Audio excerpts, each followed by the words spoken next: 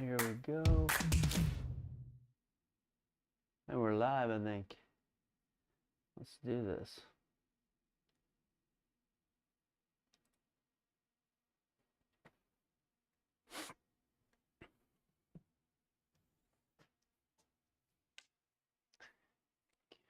Landon, what's up? How you doing, man?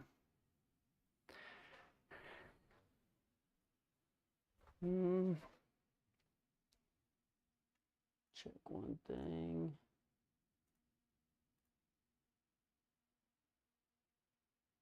Alex? Landon, Alex, what's going on?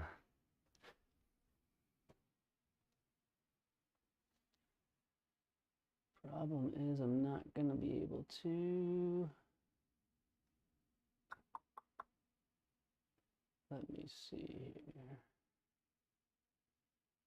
It's gonna be hard for me to see chat otherwise. I'm gonna go smaller. Go up top here, then I can see it.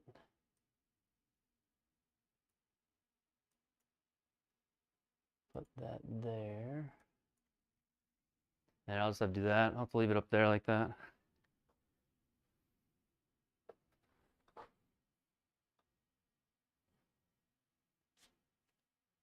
Oh no, I got a square, and I'll always have one.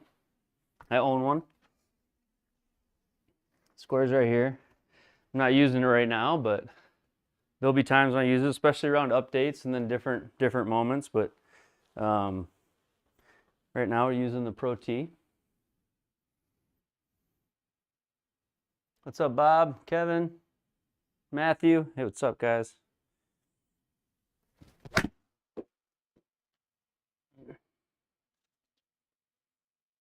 So this is the layout that you get with the ProTee Lab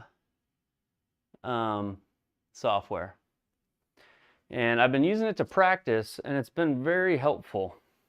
I have not got the Rapsodo back yet.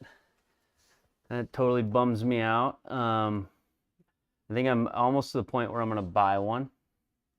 I'm just going to buy another one. You've got me asking me that question. I'm going to check Avis, I filed a claim with Avis and with the airport just in case it was somewhere like that. And there's a website where you can track your lost and founds.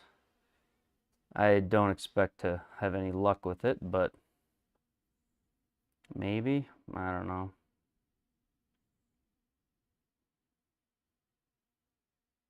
And let's see here.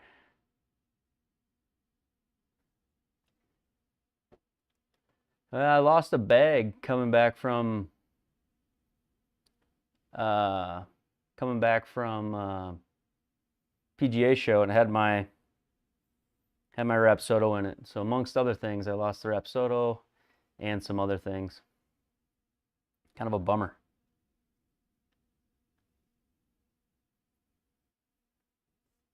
But this is the views that the ProTee gives you. I'll show you this. If you go here, you can kind of see it.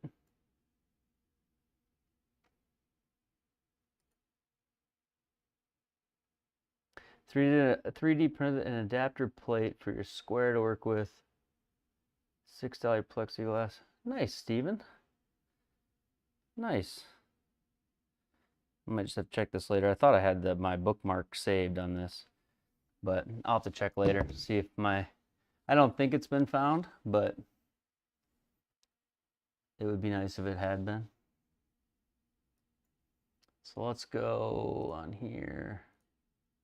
I'll warm up with this software just to give you an idea of what the software does.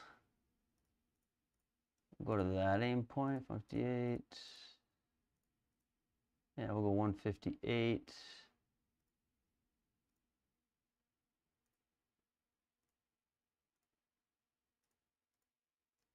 $202, 158. We'll do that one.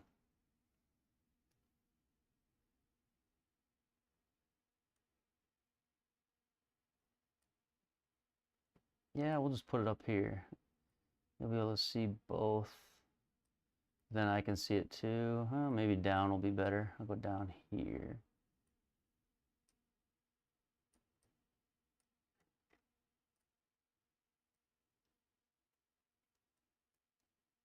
That blocks too much. There's no good place for the chat for me to be able to see it well. I'll try there. Maybe that'll work. You can kind of see everything that way. Still.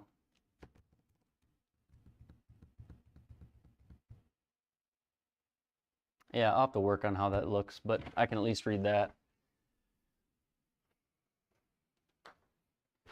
Yeah, this is the view that you get with the ProTee Lab software, and I've got swing cam in the front and in the back. And so when practicing, you pretty much get all the stuff you want. You can see down the line, you can see right in front of you, and then you get all your path, strike, ball flight, everything. So this is kind of a nice, this is probably my favorite thing about the ProTee is having these kind of views when practicing.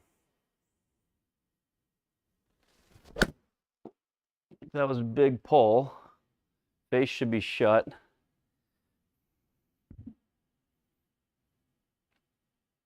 Yep, face shut. A little off the heel. You can see the lower body just kind of stopping and the hands just coming around it. And the cool thing about the ProTee software is, hey Coulters, you can actually just customize everything. So you can change these views so that, you know, if you have one, here's the driving range where I just want to see impact and then all the data is at the bottom. And then I want to see my down the line cam, let's say.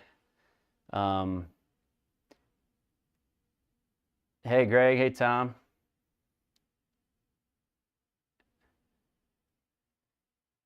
You can see the impact view with the Rapsodo, and then you could you can hook up multiple cameras through OBS PB.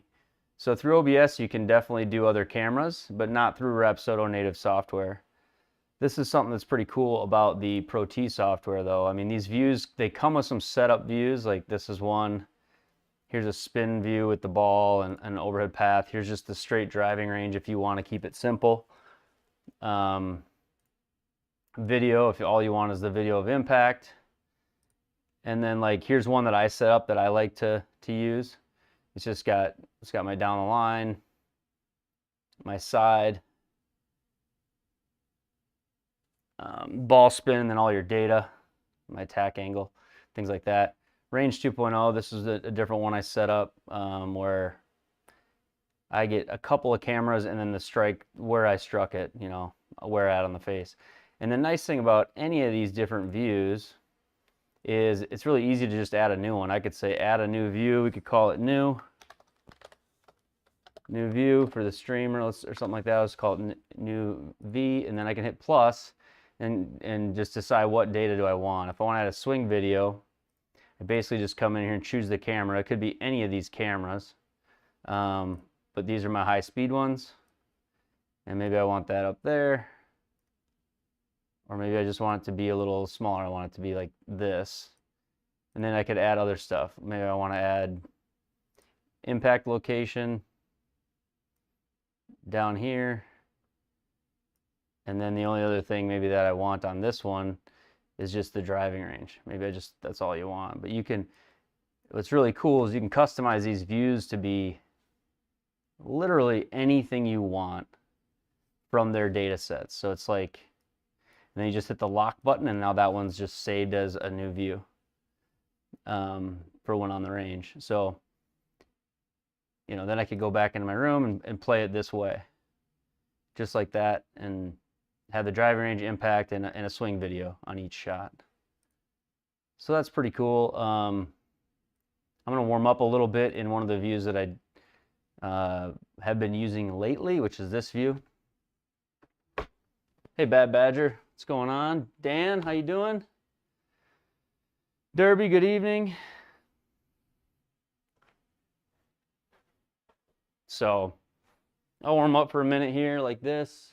I know it's a lot of information. Mike, you did? Oh, I love it. Maybe you use one of my links, Mike. Maybe. I don't know where you bought it, but Be sweet if you did. But these are the views you get when you're warming up, so, or you can have. And so I've got 2 cameras that I added to it. They don't come with the ProTee, but they can be added easily to the ProTee. Looks like that was toe strike. It should reflect that, and it does. Get that off the thing. The wrong one. I meant to have this one up there. Chat. You haven't missed hardly anything. Just going through just the ProTee software here. Just showing it while I warm up.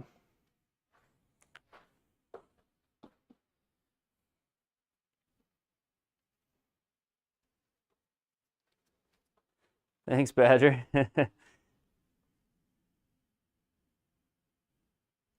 No, this just comes with the lab software.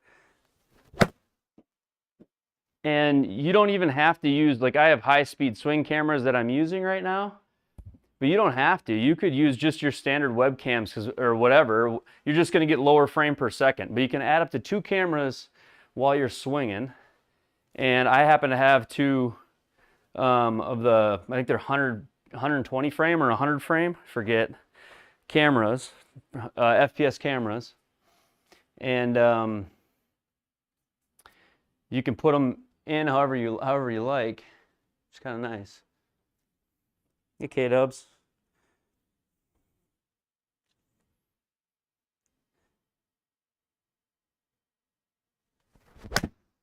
Ooh, let's see how we hit the hosel there. Almost.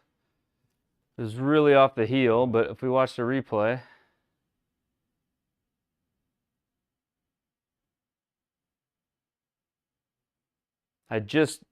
Shoulders started rotating, kind of came around on it, got the hands outside. I still had a slight in to out, but not my normal in to out with the iron. Try that again.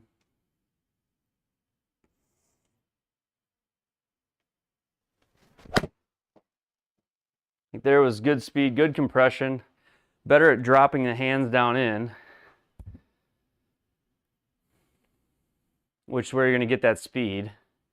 Is having those hands drop straight down, boom. So that's what I want. I want more of those.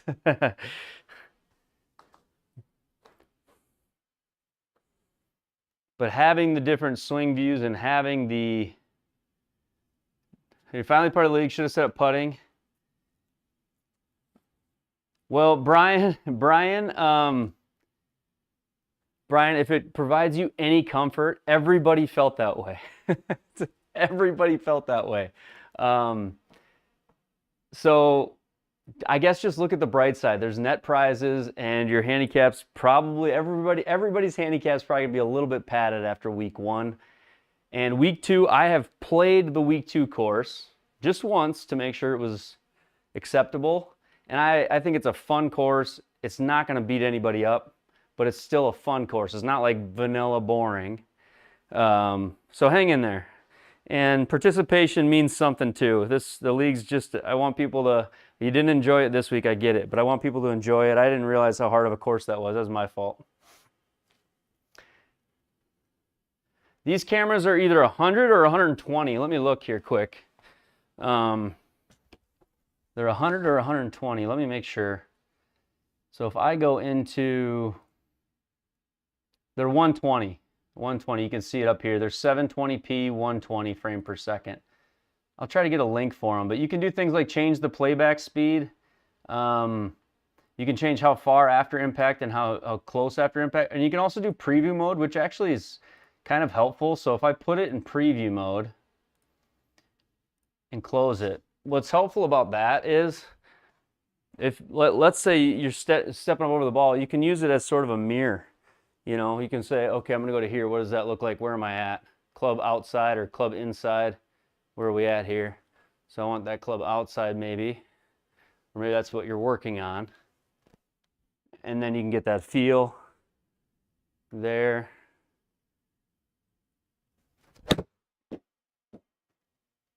And then you still get your replay, but then you go back into preview mode, which is kind of nice. So you can work on things and use the camera as sort of a mirror. So that's pretty cool. But these are 120 frame per second cameras.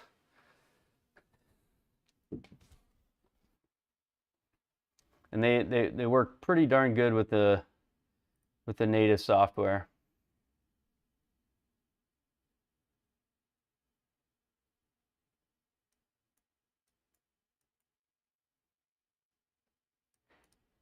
Putting, it's not bad. I don't think it's bad at all to get it set up.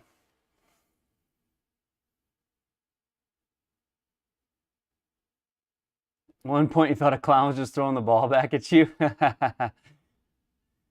Yeah, I totally get it. So like this is to give you more of an idea of what it's like when in the room, when I'm practicing in the room with this software. This is how I like to do it. So I've got everything up on the screen in front of me. There is a range in the top right corner to give me a visual on what the ball flight is. But I kind of know off the data. And a lot of times what I'm working on is maybe path related, which I'm getting off the impact, or something to do with, you know, balance or squatting into the ball for me is one thing. Standing up out of it is another. But whatever your tendencies are, this is a great mode just to practice in. And honestly, the last couple weeks, this has really helped me figuring out where I'm at.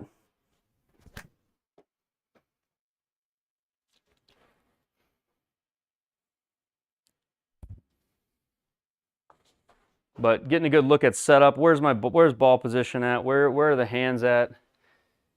Where am I at, like with rotation, with my head, with all that different stuff.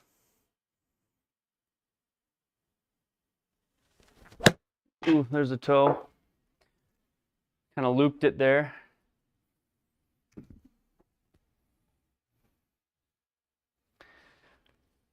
But then again, like I said, if you want to simplify it and just go to the range, you can simplify it and just put up the driving range.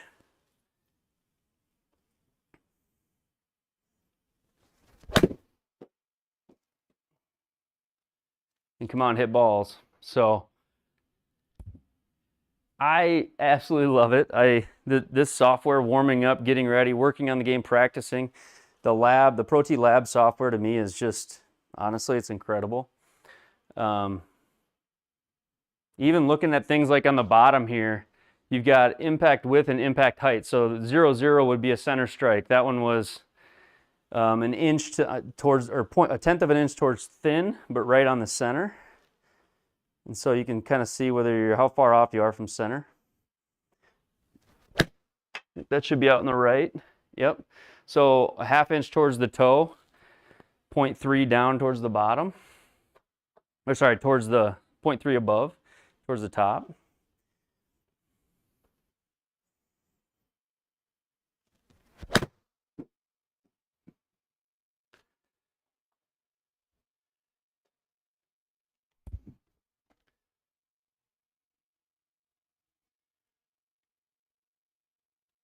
Yeah, I mean, they can be, and that's the cool thing, like you can dumb it down to whatever you want. So on this one, if you just want to go down to just that replay, this is one I customized. Here's a range I've customized for myself to hit on. So now I've got one camera, the view, and my strike point. Hey, OMG.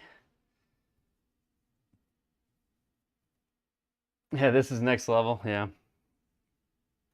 Like when I play GSPro, the only data I really send over from here is the strike point and the replay, so I have a screen made for that. I don't need to run my swing cameras when I'm in GSPro. And then this is one that I recently put on there. I really only look at the ball impact camera and then the front impact. Where is it hitting? But when I'm practicing, I like to see the strike point. But you can do little things like, okay, so I don't need those other things for now. Let's just make the range a little bit bigger and lock this view again. And then now I've got this view, oops, go here. I got this view now to practice on. But you can really just customize it to whatever you want.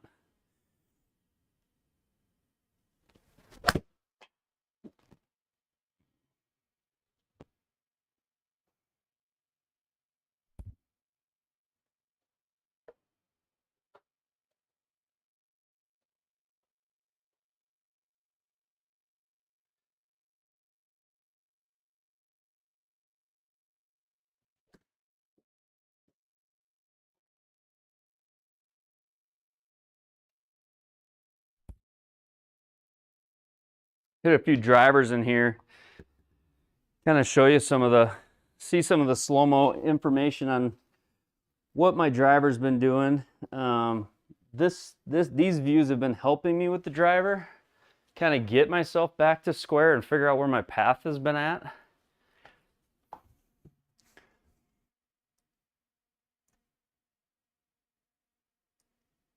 Bag mapping has been added to the beta.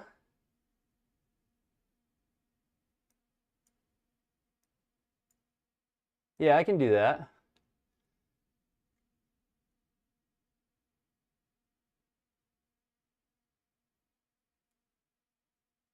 I can do that, Alan. How you doing, Alan? Good to see you.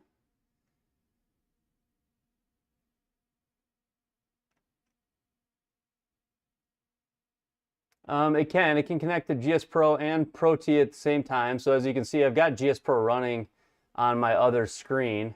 I've got this laid over the top of it right now, so it's actually hitting in both. So yeah, you can.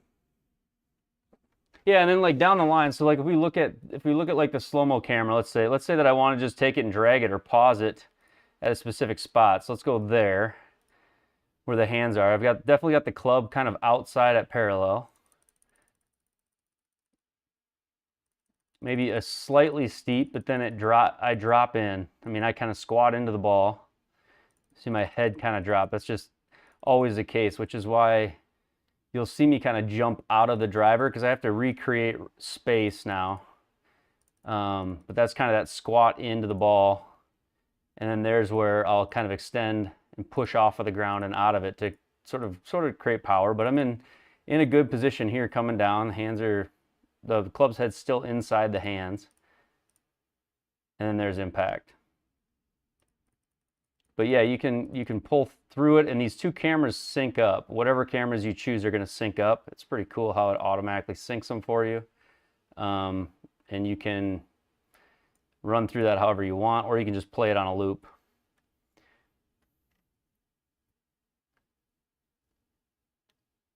And again, like Alan says, a lot of this data is meaningless in many ways unless you know how to use it, which is why when you go get like fit for a club, they've got somebody there to basically help you interpret your data. So it can be overwhelming to see all of this stuff. But if you are somebody who likes these kinds of things, it definitely gives you kind of all the tools. Let's hit a driver here.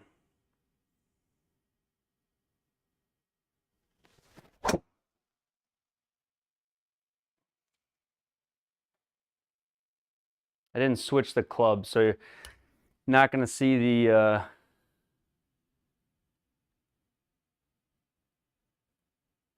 but path was good there. Honestly, that was a pretty darn good strike. So 274, 302. I should switch up to driver so that it has it selected.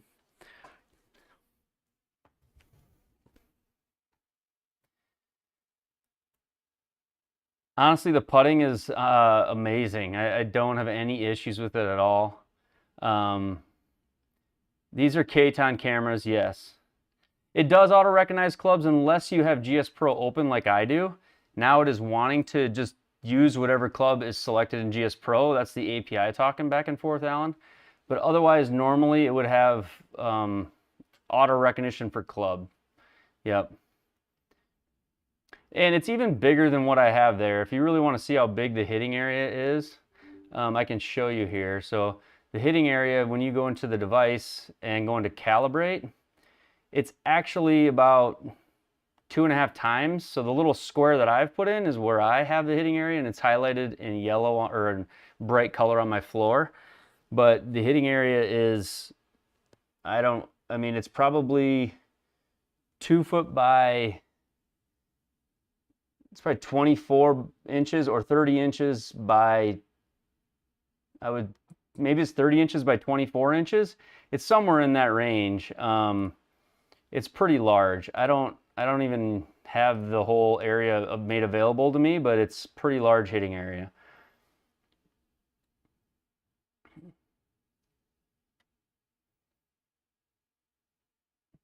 But like with driver here, so this is actually a little bit better swing, but I can also get a look at setup, and this has helped me with the driver. I've been struggling with it a lot. The hand's kind of getting inside, but without making that move downward right here. So that downward move is really, and keeping the spine tilted and the head back. You can see I'm really close with the left arm to getting stuck on it. So it's just, yep. You can do right and left hand, yep. So, but that path is almost, it's just a little across. And maybe due to just where the ball's at. So it's kind of nice to be able to see, and you can see my jump, my liftoff, I literally get airborne. That's what Alan always talks about. So right here, I go up in the air, and I move back like Scotty Scheffler, about an inch, too. But most of the movement, most of the airborne is right after I hit the ball. But I'll hit a few more drivers, like, and you'll notice, I mean, you guys have noticed it already, but it's something I do. I've always squatted into the golf ball and then come out of it. But yes, literally swinging out of my shoes, yeah.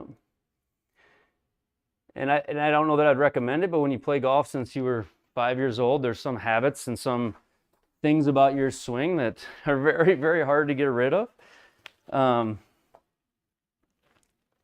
So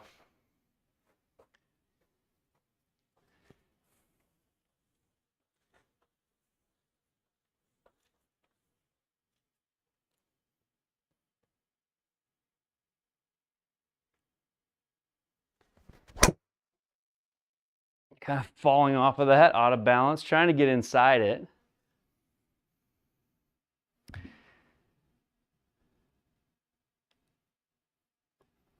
But I'm fighting so hard to get that path inside, and I'm really struggling with getting that path inside. It's constantly across. Part of it might be ball position as far out front of me as it is, because when I look there, I'm way off the inside heel. So if I go back a little bit, maybe I can get the path in. Could be hitting it on my follow through kind of thing.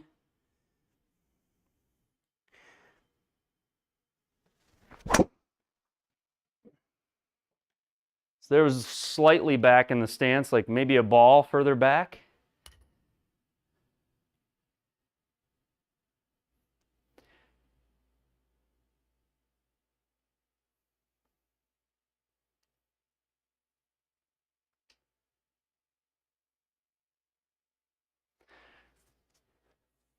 Yeah, and I was always a small guy in junior golf. I wasn't as tall as most kids until, you know, sophomore year, late to get any height, and I'm still not the tallest dude, but so I always swung hard just to try to keep up. I'll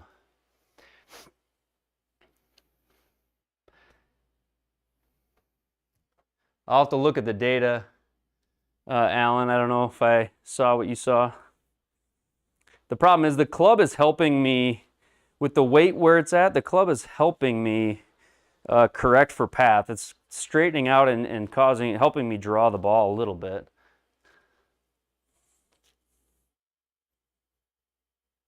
Let's go back in my stance a little more. I'll go back maybe a ball and a half and see where path goes.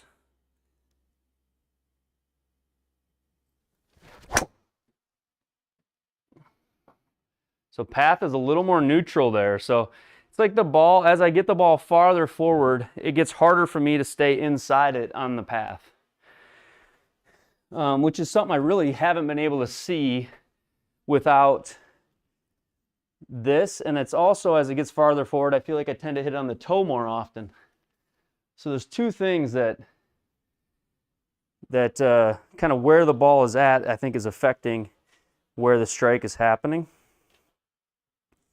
So as I put it further back, I don't know if you can see in that video, it should have been further back on that one. Let me look. Come on, swing video. Yeah, it's slightly back there. This feels way back now.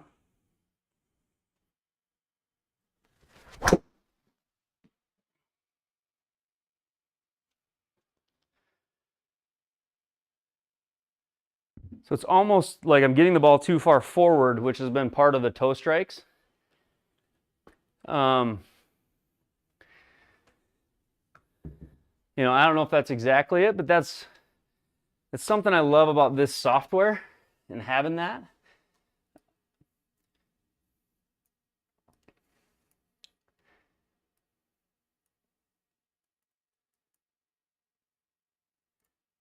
As we go back here, I can show you there.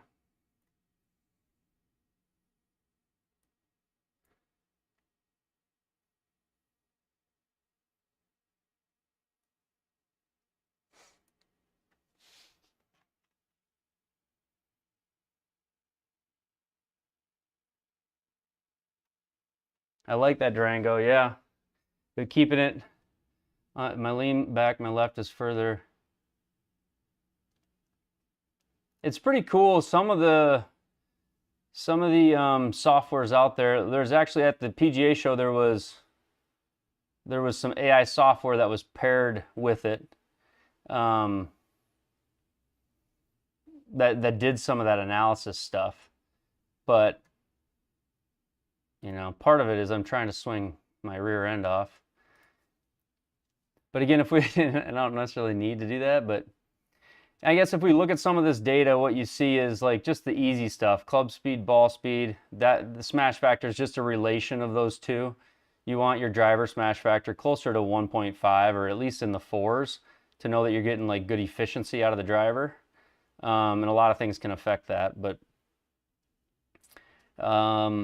and then these things are pretty, attack angle, positive 6.5, so I'm hitting up into the ball 6.5 degrees. I mean, we want to be hitting up into the ball. That's up into the ball, but that's due to that lean on the shoulders kind of that Durango's talking about. You know, so I've got that side bend at address to try to promote that hitting up. And then dynamic loft, 22 degrees, that's the loft that you're creating using your attack angle and the club face. So the colors of the words, yeah, so the light blue color is anything related to the ball, and the purple is anything related to the club, and then the green is anything related to the flight algorithm and flight physics. I don't have the square turned on at all, no. No, I just set it up. Somebody asked if I still had it, so I set it out. But yeah, then you'll see the normal stuff, launch angle, spin, backspin. Like I'm not going to get a very good smash factor until that launch angle is down a little bit, you know. Apex, carry, offline, total distance, those are all just flight physics stuff. Swing path in to out, so I'm in to out out to in 1.5 degrees, so I'm slightly across it on the path, slice path. Face path, that's what my face is in relation to path, so it's 3 degrees open, and then the difference between swing and face gives you your face angle. So it was 1.8 degree open to the target, which caused the ball to launch right 0.8 degrees, and then that open face and that cut path, it gives you that spin axis, which is positive, and that gives me right side spin. And then these last two numbers, impact width and height, that's how close you are to the center of the face, which you see in that impact picture up here on the right side. So it's showing that I was 0.2 inches towards the toe and 0.2 inches above the center. Hit a little high on the face and a little towards the toe, high and on the toe. So yeah, that's what they are. I mean, it's a lot of data, but there's, you know, when I'm swinging, a lot of times I'm looking at smash factor, how efficient was I, maybe my launch angle or my total spin. And then I use the visuals more than I look at the rest of this stuff. I'll use the overhead camera replay and the impact camera a lot of times when I'm doing it. But the cool thing about this software is you really can drag and drop any piece of information that you want in here.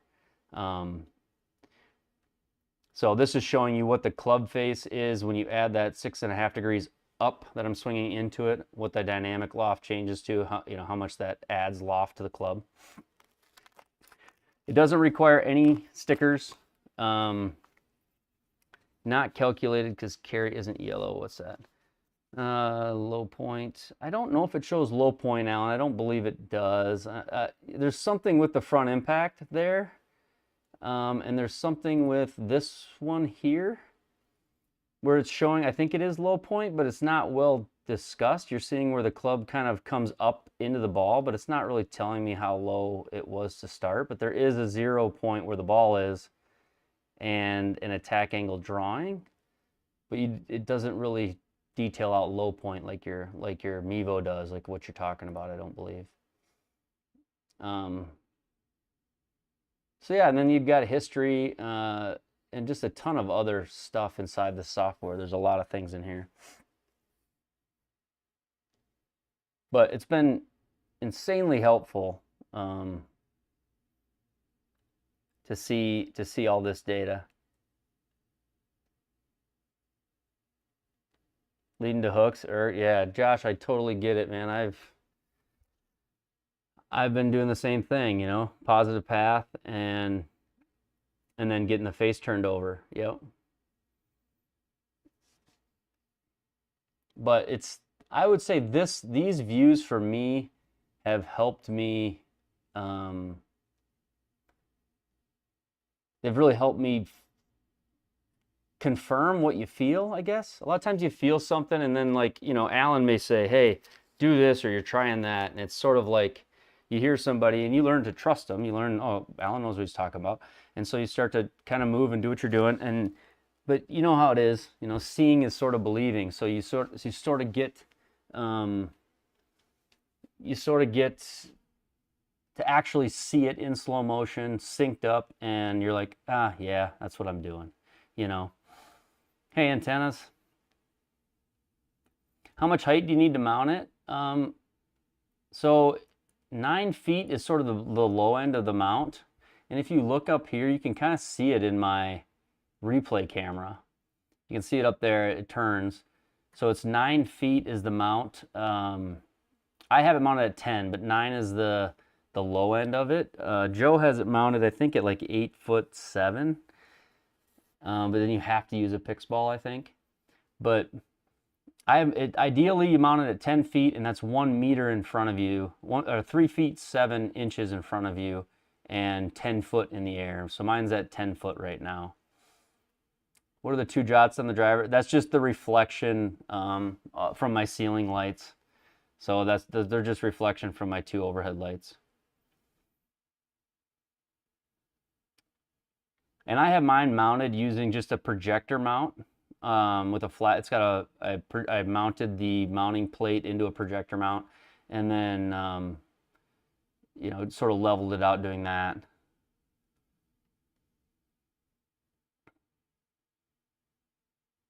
And you guys can actually see, if you look at this replay camera, you can see my ProTee, you can see my projector that points towards my screen, and to the right here you can see my floor projector. Sits in between the 2 of them, but off to the side, and projects down. So, but yeah, I wanted to show some of this tonight before I jumped in and played a little bit. I'm going to warm up with a couple more drivers. Demo, a hook, a slice. Demo my 2A. So just hit some balls and show my 2A miss. Is that what you're saying, Alan? Just hit some ball. Can a sky ball hit it? I've got marks on my ceiling from sky balls when people have hit the top of their driver, and I don't believe they could hit it, but I mean, anything is possible, as Kevin Garnett once said. So anything is possible. But no, I think you'd have a hard time hitting it. I really do. All right, I'll set up for like how I set up for when I hit a cut, like Alan was saying. You'll see the numbers and you'll see the path and what it kind of shows. So this for me is, if I want to intentionally hit a cut, this is where I'm setting up. Right foot forward. Just kind of open my stance a little bit.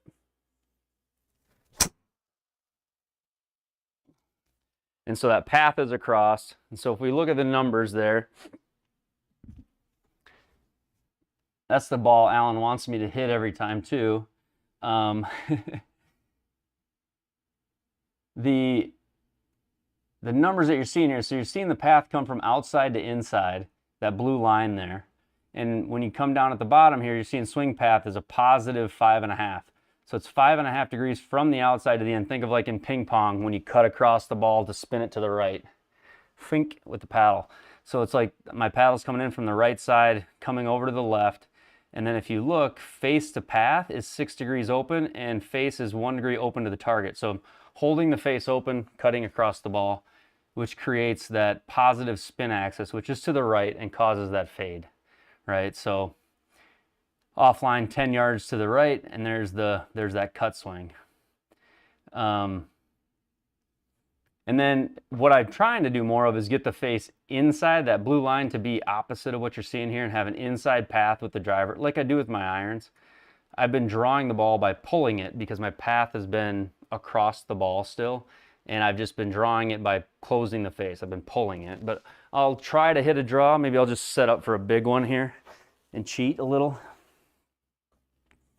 The draw hasn't been my specialty of late with the driver, but I've been working on getting it back. So on this, I'm going to close the stance down. So we'll take my right foot and bring it back and really set up for one, give myself some room, and try to get the path inside here.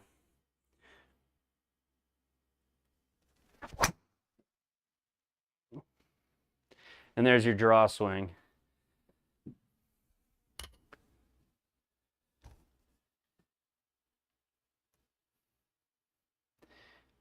Yeah, so there you can see the path is in. So as I take this, I can unlock this. Unlock this. I can take this shot video, blow it up. You can see the path is inside with that blue line.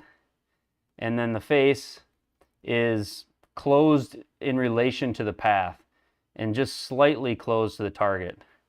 So that's your draw swing. That's where you're going to get now negative side spin. So now I'm getting negative spin axis, negative side spin, and the ball's hooking left. So, I mean, that's where there's the things I look at mainly that view when I'm practicing just to try to get my path into a place that I can consistently feel works, you know.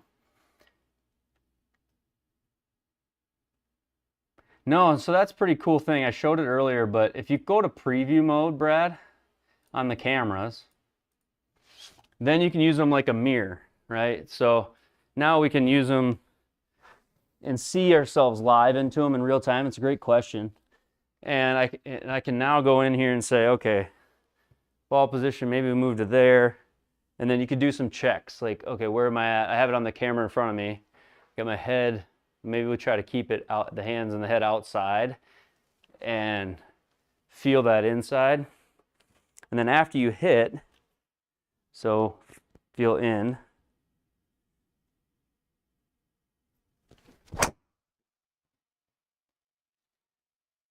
Hold it, but then after you hit, you do get the replay. But you can put it in a preview or a live mode there. So it's pretty cool software, and just meant to be customized. Like I was showing earlier, if you want to add a new view, you just hit add and then you start picking what you want to add. Maybe you just want a driving range, and on the right hand side of the driving range you just want to do a swing video using whatever camera on the computer you've got. Maybe I just want my front on camera and I want it to be this size. And then maybe I want just a top impact view. I don't know what you would want, but I guess the point is you can really just customize this to whatever you want and have as much or as little information as you want to give yourself. So I can go here and then I can just lock the view, and now I've got this new view and I can call it new, and there it is. So pretty cool. Pretty cool little setup that you can do there.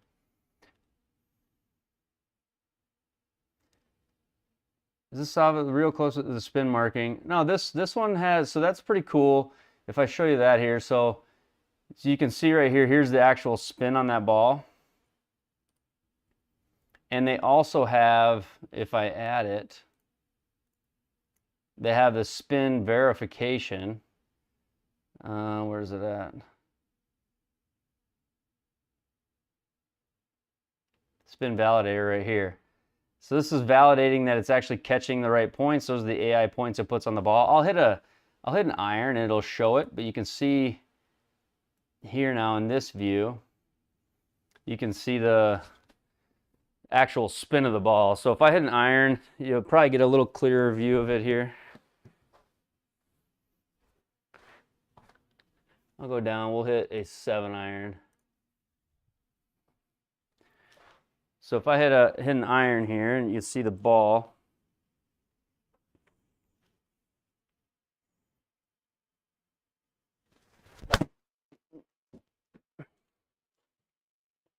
so super thin, but you can see how it picks up little spots on the ball and then it shows you the spin rotation of the actual ball.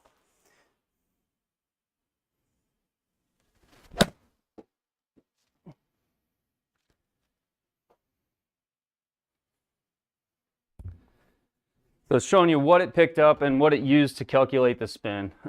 Sort of a little bit of a verification on what you're seeing is what that's meant to be or what that's for.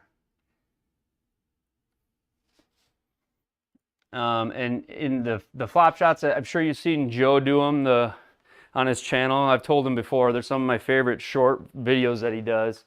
But like if you take a lob wedge and we hit a PDN little flop shot here, you're gonna see the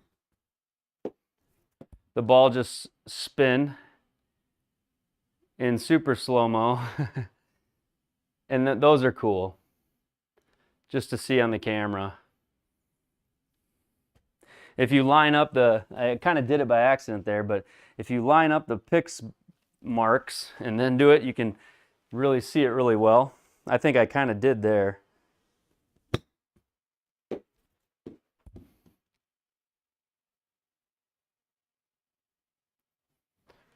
So you can see that spin axis of that ball kind of rotating through.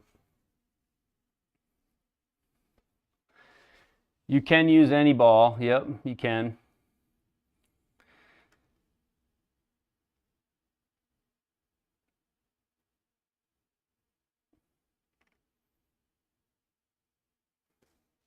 Swat the fly, yeah. So you can use whatever ball you want. This ball is a insanely hard ball. Like, shouldn't even be using it, but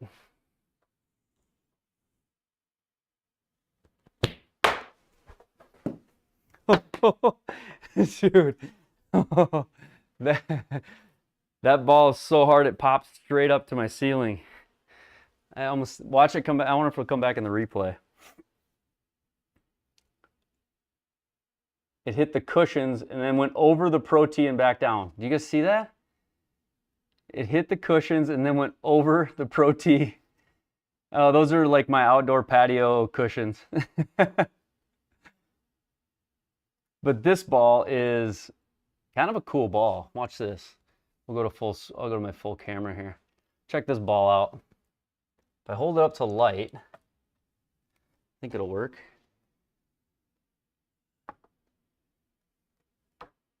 Maybe I gotta use my phone. This ball, if you just take light, I don't know if you can tell, it glows. So it's light activated LED. So it's a night ball. And if you put your light over it, it changes colors. So now it's blue. You can see it. My camera lights probably ruin it. And then light will go off, or you can do it again. Now it's red. This is from the PGA show. The new LED light night balls. But let's take a look at that accident that almost just happened again. Well, I shut this off. Almost hit my ProTee.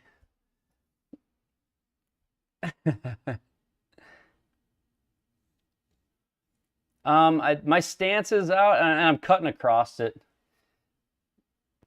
I'm cutting. Look at me jumping for it, trying to catch it. So uncoordinated. I'm hitting a cut swing and trying to hit the toe. I think it's because I've got the face so laid open. OMG, I don't know. It's just kind of the way I've always done it, I guess. Look at me going for it. I'm like, I would have had to dive. Oh, it's pretty funny, actually. I can't believe it hit the cushion up there. Bink. Over the ProTee and then back.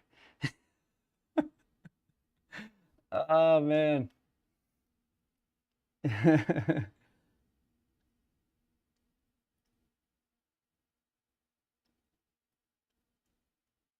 It might look a little exaggerated, but I mean, I really take it out. You can see my hands, I take it out, but I'm just getting the handle up and really throwing the hands. Like, what's crazy is the club speed is 35 miles an hour. So I'm really accelerating the club and trying to slide underneath it.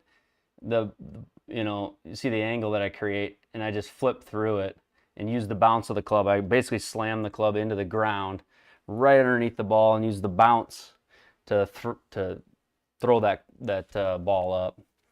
So, all right, but enough. I think the ProTee's pretty darn cool. I wanted to show some of these views, like a sand shot, exactly, or exactly. So like this view I just created, I'll just remove it and get rid of it. This was my second attempt at a view that I liked, which this is the one I've kind of been using lately. I called it 3 Bogey 2.0. Range 2.0 is one that I've used. Kind of a cool view. Ooh, this might be a better view of the incident. Let's see here. Let's see the ball come back over in this view. Is it? Here it comes. Yep. Almost. This is my original one, and then it comes with range already just on there. This is one that it comes with, and then this is the original shot summary that it comes with. I use this one for GSPro because it's the only one that I need. But let's go here and here.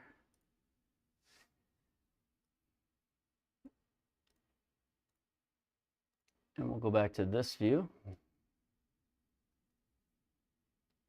Any ball works under 9 feet, they recommend the picks. That is true too. So under 9 feet, they recommend the picks ball. That is true.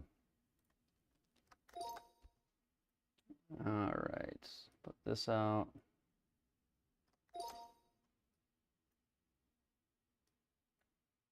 Couple little setup things here I've got to do so I can see the chat while I play. And then I'll turn off this, turn on that. That's the wrong one. My OBS, I tell you what, is I need like some sort of matrix to note what is what at this point. I have so many layers from all the testing I've done that sometimes it's hard to keep up with where everything's at. ProTee VX2, I think that's the swing cameras, isn't it?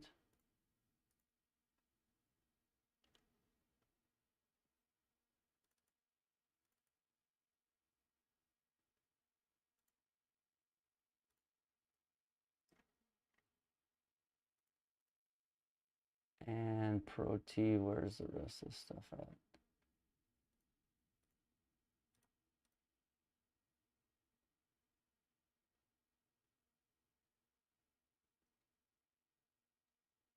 ProTee VX there.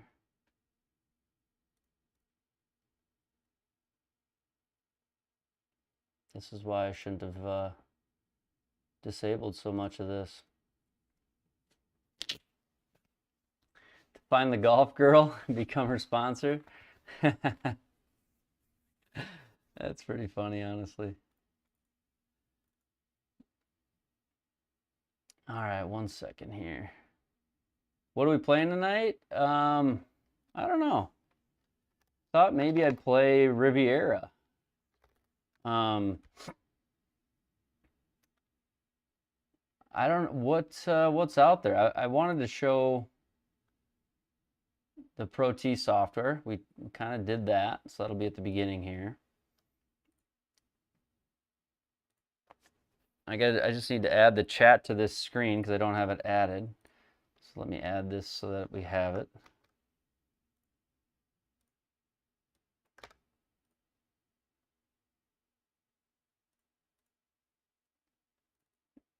And okay, boom. Now we should have chat. YouTube chat we should have. There we go.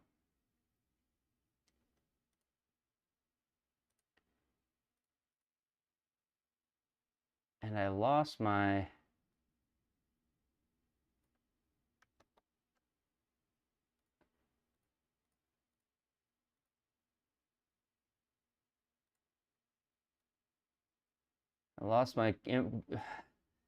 my club impact and replay somehow got moved.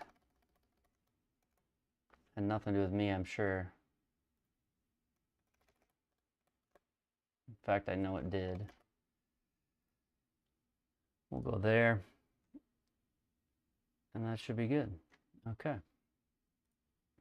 And then I'll turn back on all this other stuff.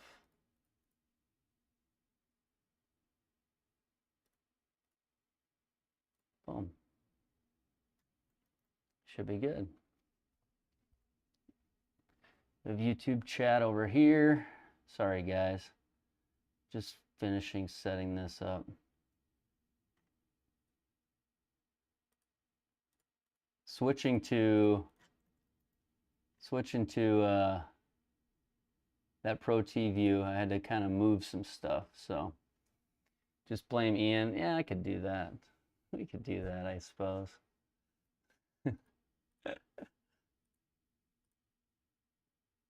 Poor guy, taking the heat.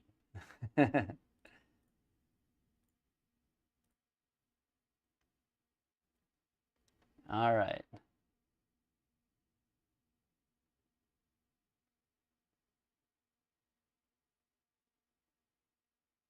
Sent you some pics. Pretty awesome, Jack. I'll have to share those if you don't mind. Compared to the R50 for the 1500, I mean, that's kind of where I was at too. I had the R50 just like Durango did. Obviously, I had the R50, and I was looking for some support from them, and I don't know. You guys kind of know the story there.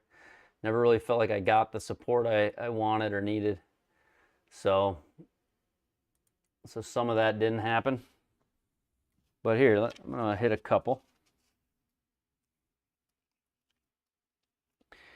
You know, Jack, that's where I started. Mine was, honestly, this was a $300 build at one point.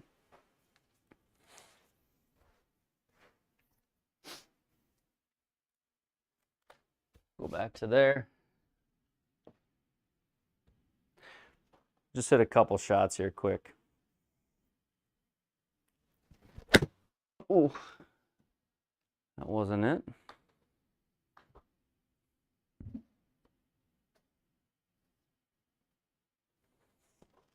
Added some new stuff on the floor, replay down here.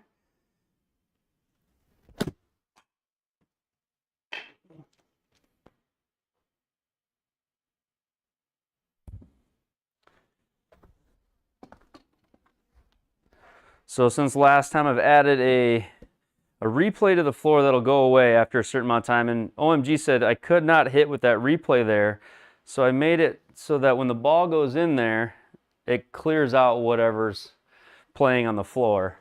That way you don't get distracted when you're hitting.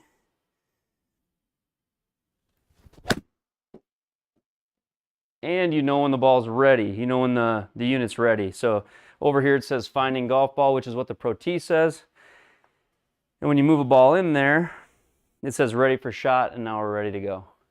So that's the other thing that I've added to to the floor replay, or the floor projection. That's pretty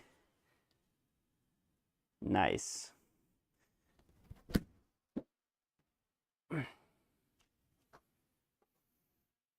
Left the camera on. Let me get that gone. Thank you for telling me. So that'll stay there, and then what it'll do is it'll clear. So after like 15 seconds, this replay will clear, and so will the impact location. And so now it's just got a white light. And like for my dad, who has a hard time with contrasting colors, like seeing like the difference between the hitting mat and here. So now the white area is where the ball needs to go. Once the ball's in there, ready for a shot.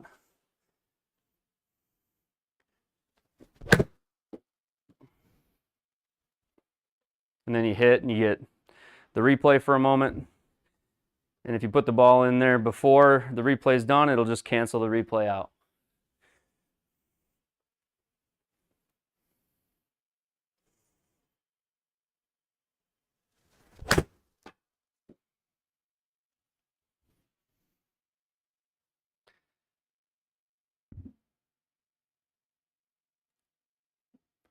Let's go. Thank you, Alan. Lynn in the lab, got him putting, voice attack. On top replica, I love it, man. Thanks for doing that. The community, honestly, the community is just awesome. And having the Discord channel helps me so much. Some people ask, like, how can I give? Or maybe they, I can't super chat or whatever the situation is. I don't expect any of that. Honestly, just being in the Discord and answering some of those questions and giving some of your time, I just think that's so incredible that people do that. I try to do it, but it's hard. We all only have so much time, and doing things like that, Alan, it makes me so happy because we're connecting people to get these things set up. Because I remember when I first got my MLM2 Pro, feeling like I had to pull my hair out and then to get the webcam putting. But once I got it set up, I was so in love with it. So thanks for doing that. Appreciate that.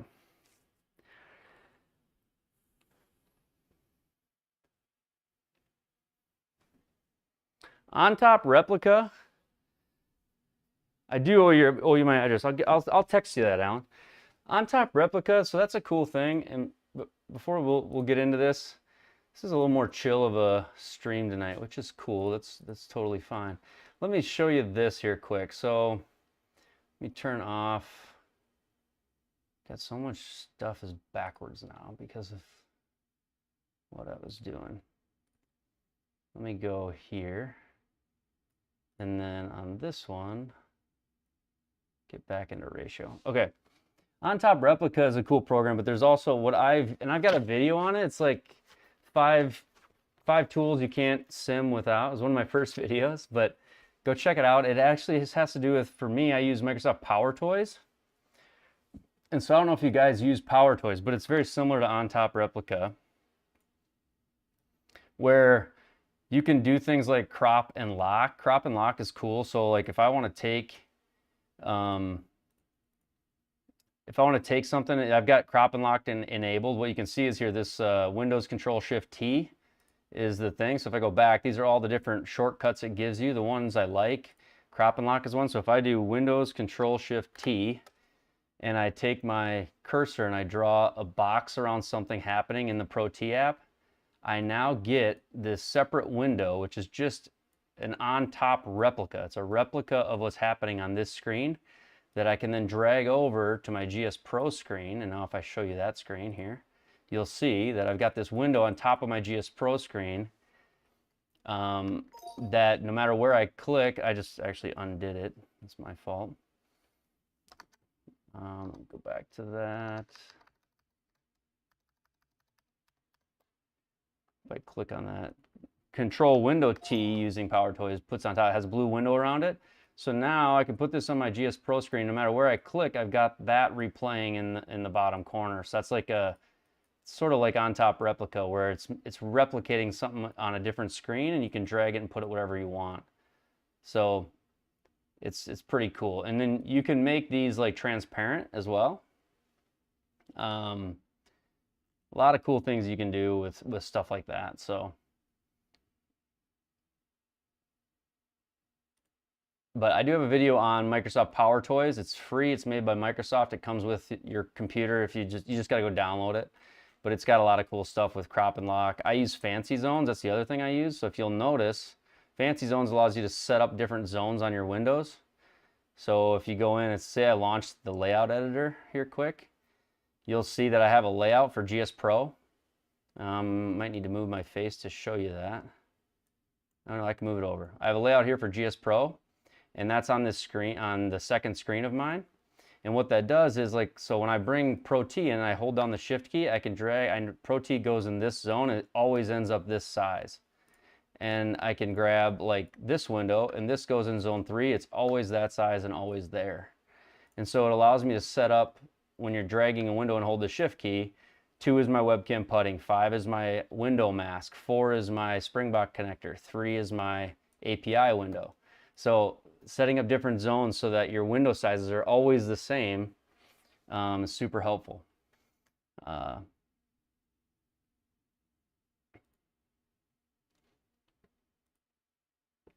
many real screens do you grab windows from to show on screen? I got 4 screens. I do a lot of source. I show you a lot of sources. So a lot of them are just sources. They're not necessarily a full screen. But I use 2 screens that I share from, and then that way I keep like my credit card information on this middle screen. I never share it. Or I try not to. I've gotten messages before, but there's a lot of things you can do that way with these different views and different setups. It's in Power Toys, Alan, and it's called transparent or reparent cropping. And if you open up Power Toys, it's probably my favorite part of Power Toys.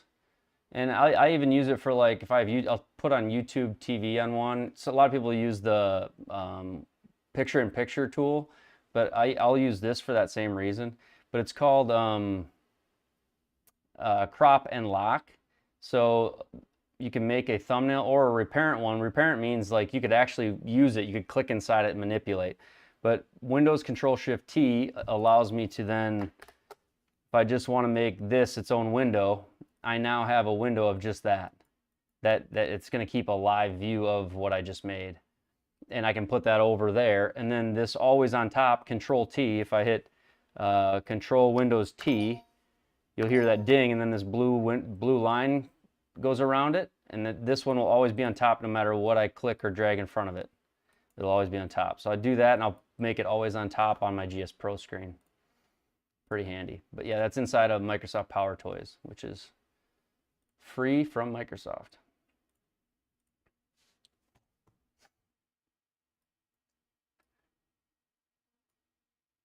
The hitting zone, Durango, that video is like close. That video is, I'm excited for the next like week here because I'll have some videos. I'll finish February strong with some videos. I'm going to show how to do those kinds of things.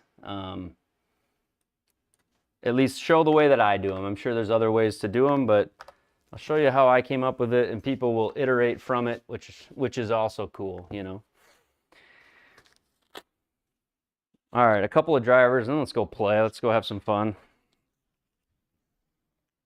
Anybody else playing tonight? Ready for shot?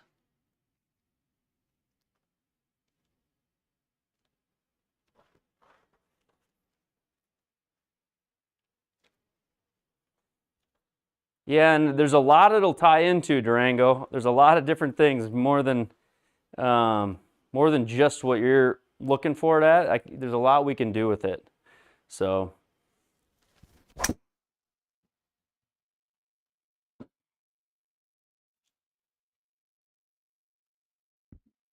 played the web tour today, Alan? Oh, nice.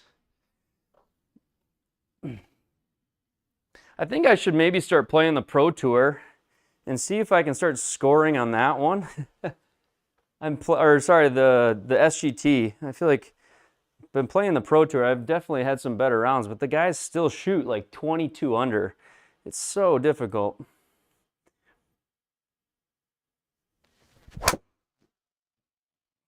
Ah.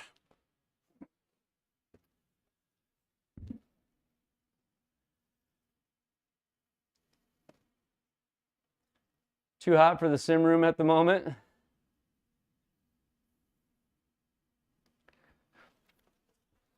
I tell you what, my sim room is getting hot, but if I open the window up tonight, it'll get cold quick. I think we're supposed to get down to negative 17 degrees tonight.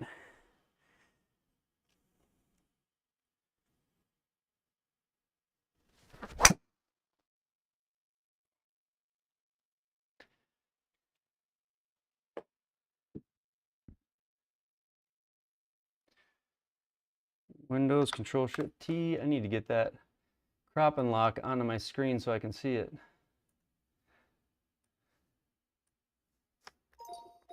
There we go. A lot of what I see on the stream or on my screen that you guys, that doesn't show where you know, what you guys are in your view is from crop and lock. So I'll crop and lock like the chat and then move it down into my view.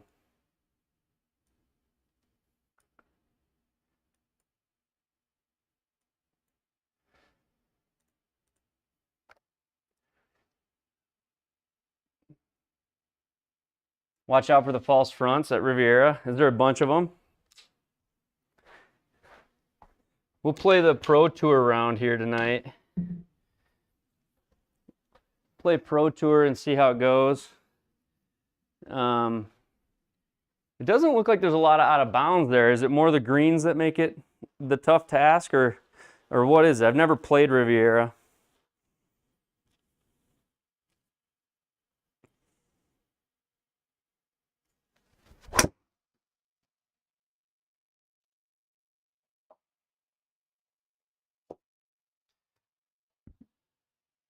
Hey, Ty. Yes, it is awful cold. I think it's going to get down to negative 17 tonight at its lowest point. No fun. No fun at all. I was texting Joe, and you guys know Joe's in Adelaide, Australia. I sent him a screenshot of my dashboard of my car, and it said negative.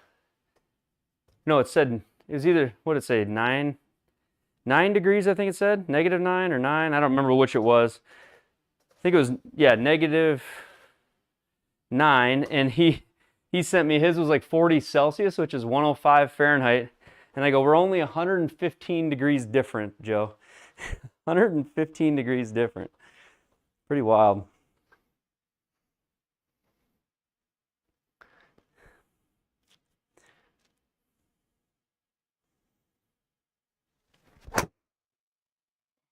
Ooh. Wanting so badly to hit this draw, but that's the miss. The miss is that, and it's not good. Driver.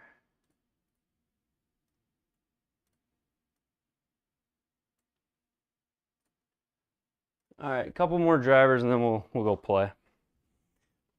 Alan says, just hit the cut, I'm sure.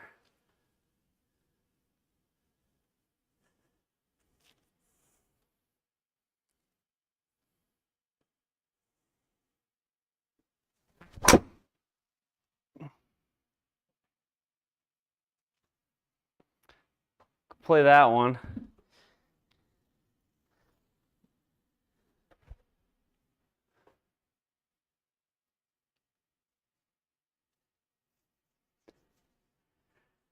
No, but that was, Jayberg, that was epic.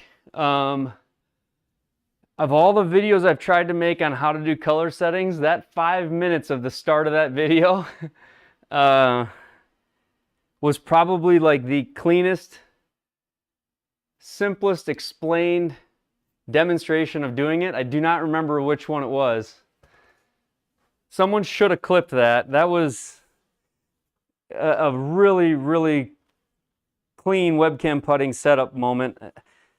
It's crazy how you can think of how to do a video, what do you need to say, and then that few minutes on that stream, honestly, that was That was actually really clean, I thought.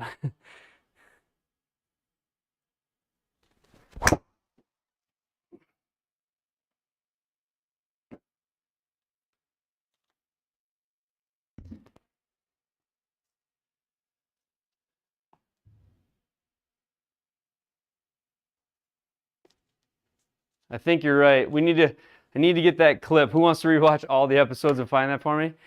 Yo, check them. Check the, I'll find it for you. You don't worry about it, Jaybird. I'll find it. I bet I can get close to the area that it was in. I probably could redo it, but Alan, I don't know what it was. I was on a roll that night. There was something about the way the mind was working that night that when I showed how to do it, it was like step 1, 2, 3, 4, do and don't, and I dialed all my stuff in right there live. So it was patting myself on the back for that moment, but that was you wish shooting videos could be that easy sometimes.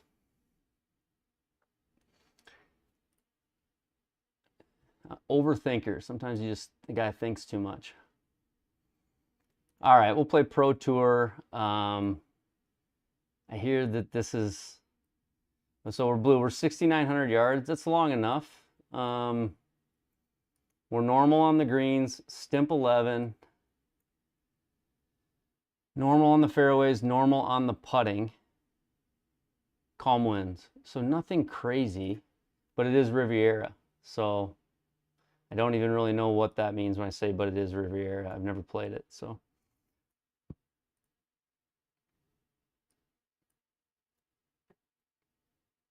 There's a chance, Jaybird, that I, in the comments, time stamped or time marked it on the comments of the videos. So it might help to just click on the videos and quick check the comments, because there are times where I have put certain moments that were either fun or I thought useful, where I have marked in, like, 1:05 webcam putting, or there's a chance I might have marked it. Small chance.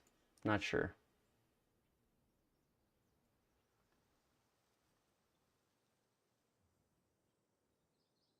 This looks like a layup hole. 298, but wind at my back. All right, let's go do this. Have a little fun.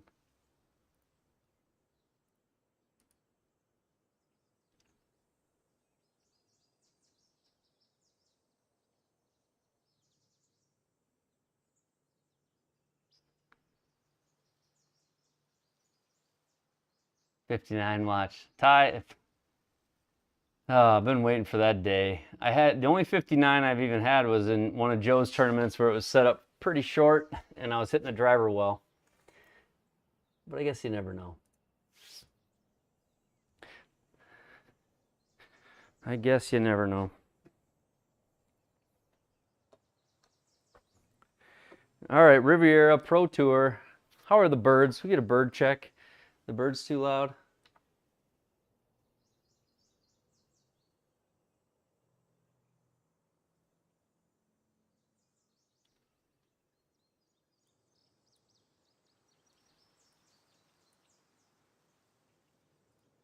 How are the birds? Can we get a bird check one last time before I tee off?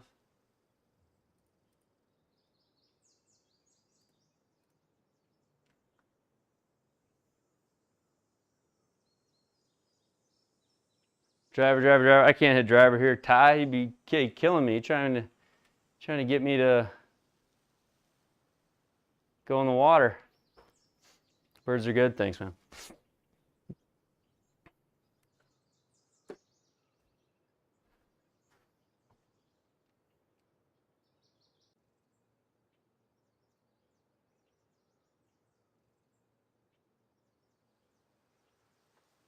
Okay, we'll start with a 3-wood.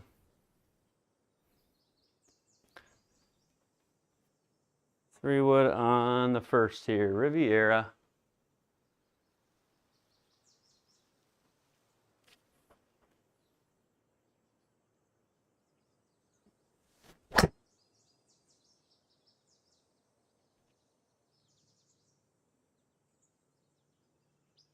Good start.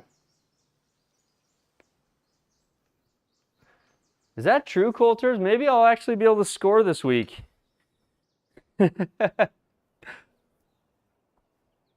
Maybe I won't have the temptation of driver as much.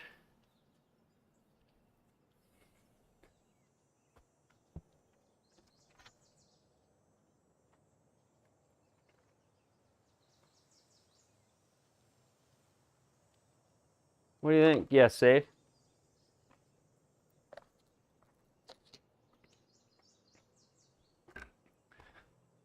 All right, well, hopefully that the warm-up intro was get some value out of that. And if you didn't get to catch the whole thing, I guess I just went over the ProTee software a little bit and showed kind of that side of things. So there's more value in that, I know, than me playing, but all right, 214. I do not understand why it has 5-iron in my suggestion.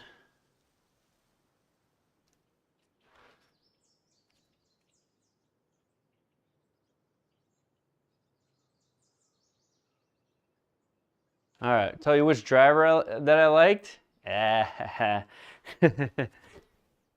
Patience, Ida. Maybe private message, maybe I can there.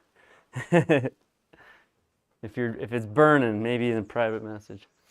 All right, 214, par 5 here.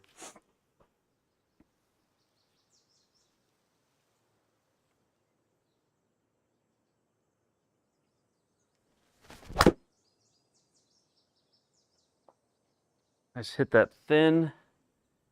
Just stay there. Okay. Whew.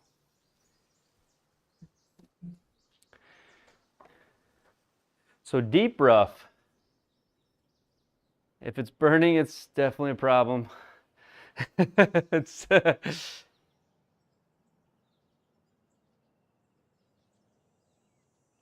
links do not. What link were you trying to send, OMG? I can send links, but I don't think it lets others.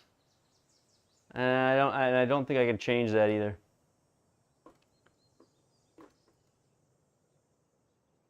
Webcam putting. To the link to the video, or which to what? In regards to webcam?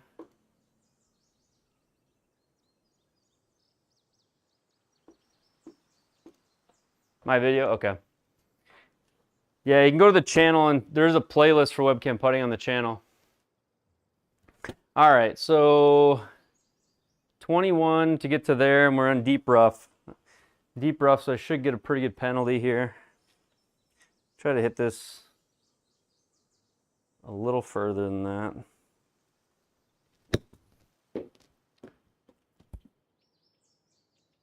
Go! Not bad. The other thing that this like ready on the floor is going to do for me is, here's one thing I noticed. You guys have seen me have some frustrating like wedge moments. Here's what it is. So if I set up to a wedge, I love to kind of get the feel for the wrist when I'm hitting a flop shot or something high. And if you notice, if you do that, all of a sudden I've blocked the camera from the ball and it goes into not ready mode. Well, now I can see it. So now if I do like a waggle and go here and it goes into not ready, I won't hit. So hopefully that'll save some of that. Okay, 5-8, up 1.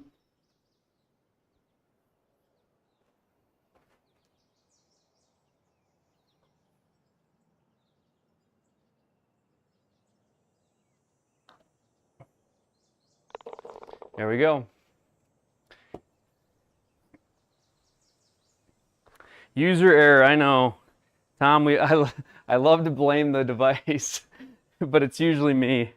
That's what I figured out. As soon as I added the ready indicator, I realized it. I was like, oh my goodness. And I actually watched the replay back on a couple of those mishits.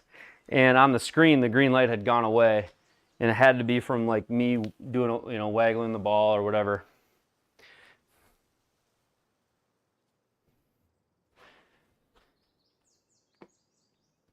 All right, we're 1 under. What are we doing out here? It's just quit now.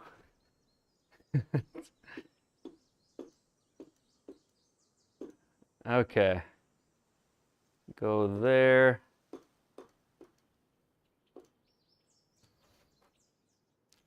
Par 4, 474.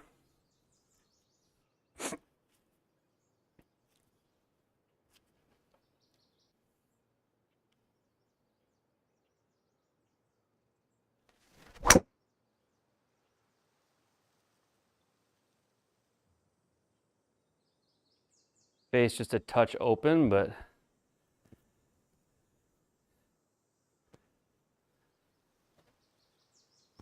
quick, change courses. Ready? Ready? It kind of drives me crazy, that part of it. I like how in GSPro the square just says beep, or you can turn it off if you want. It's kind of nice.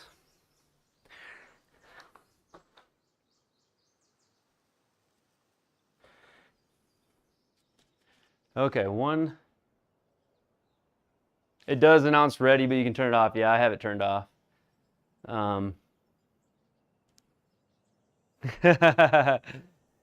Lars. Oh, I have not, Lars.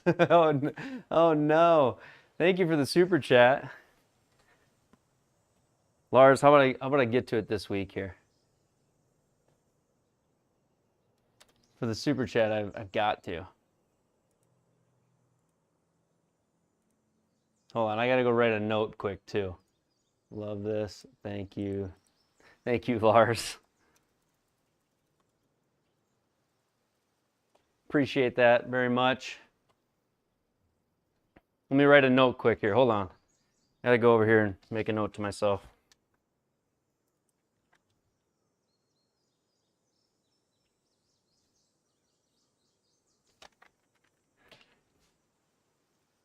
Okay.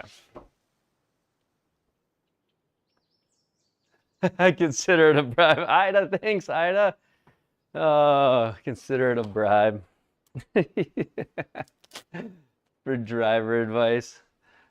He's referring to what driver did I get fit into.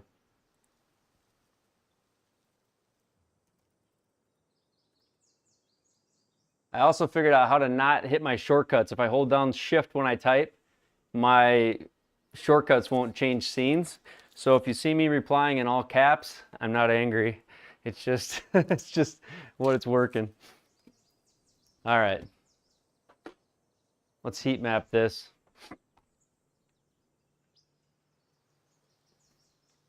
Why?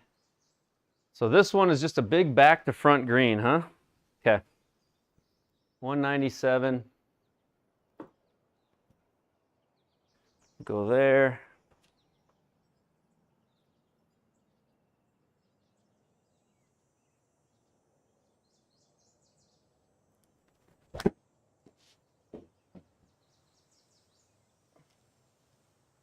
Get a good bounce. Come on. Get back there. Come on. Let's go. Let's make this.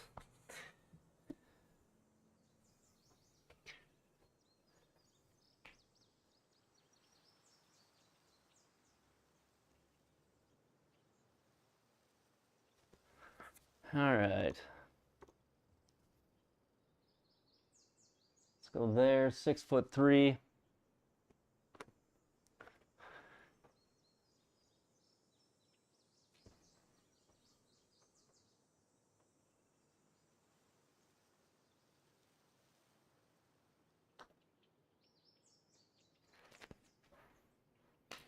This is why I can't win these tours. God darn it, man. Just come on. Make it so hard on myself. Did I really push that bad? I did. With that speed, I just need to ram it in the center.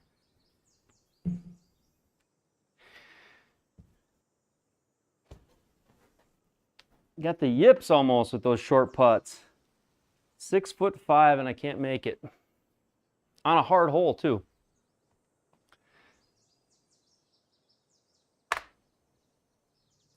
All right, oh well.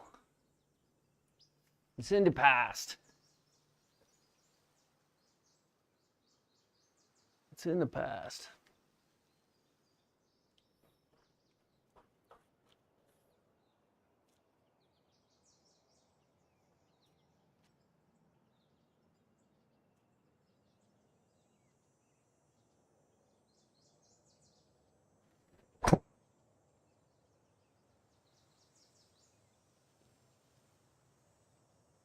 There we go.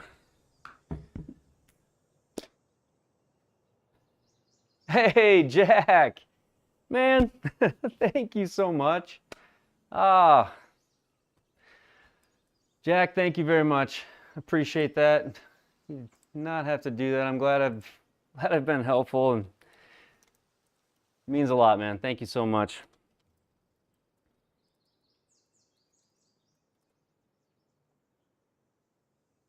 Ah, awesome, man. Thank you. Sincerely. Try not to miss these birdies now, Jack. Thank you for that. That's huge.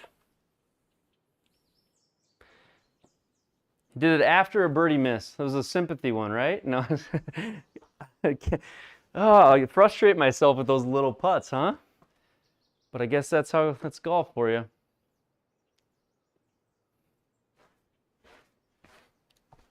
Thank you. Nice drive. Thank you. A, Y.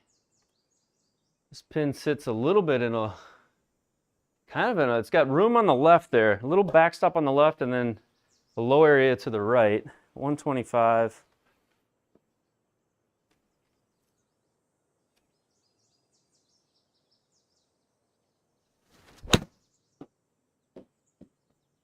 I pulled that a lot. Ah. This is not the miss. This is not the miss. This feels very downhill. Very, very downhill. This is that little flop shot. They are, aren't they, Derby? It's like, man, what are we doing? You just don't get a lot of, you're 200 yards out from the hole and you hit it to 6 feet and miss it. And here I am still thinking about it. PDN, you're right, I got this. Waited all my life for this moment. Oh, there's that finding ball thing again when I do the flop.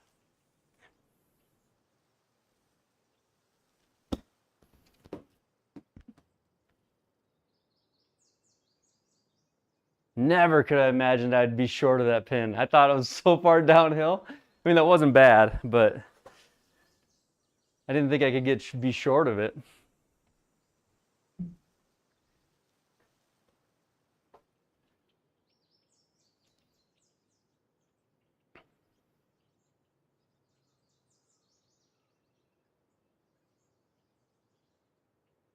PDN, everybody's been missing you, man. We've been missing you. You see OMG? He's showing the exact thing we've all been thinking. PDN, where you been? All right, I gotta make this putt here. A little tap down the hill.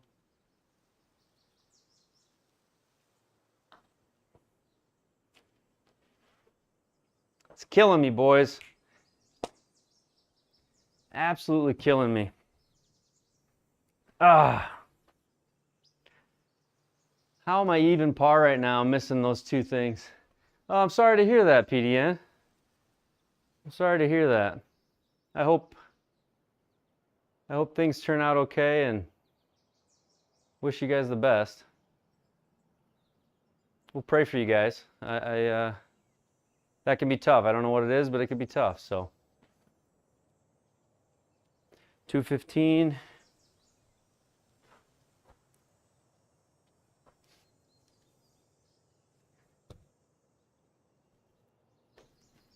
Mental reset.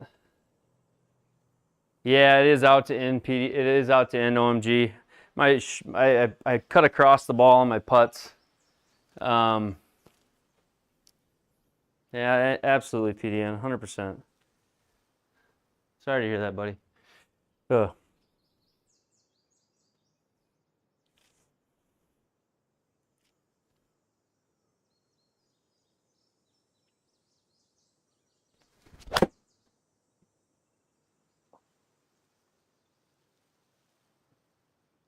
Shut on that one.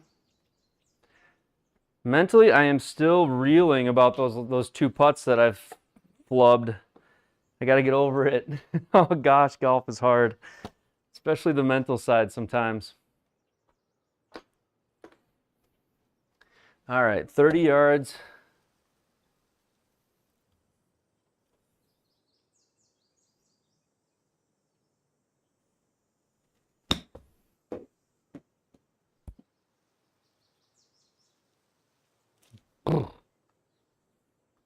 Go, go, go.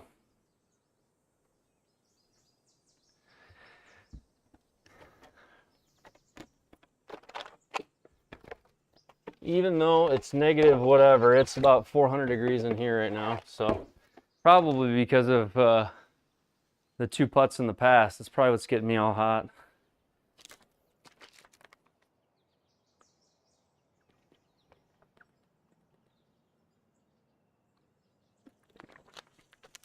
All right. Where's that darn putter at?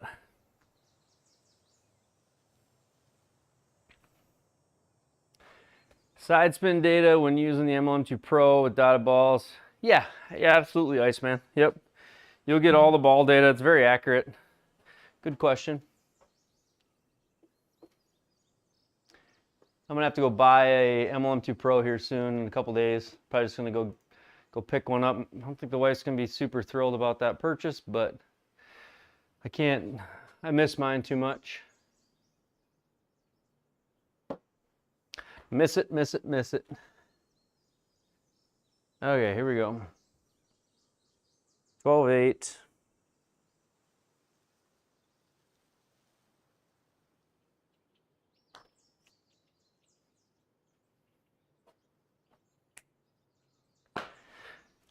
Bogey, bogey, bogey.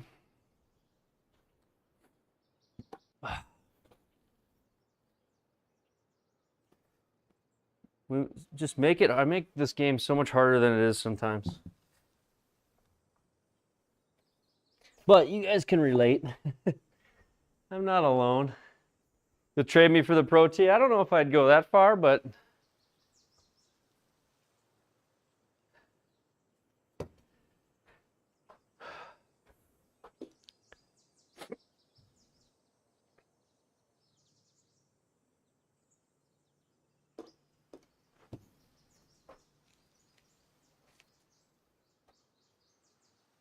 all right. Hole 5.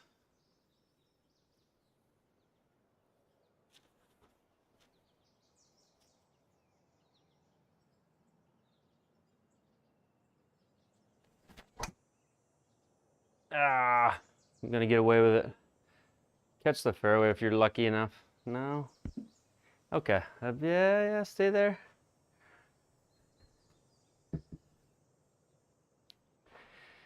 Might get square because you're over the subscriptions. I've got lifetime on my MLM, so no more subscriptions there. But I don't own one. I have a lifetime membership to a launch monitor I do not own, so for whatever that's worth.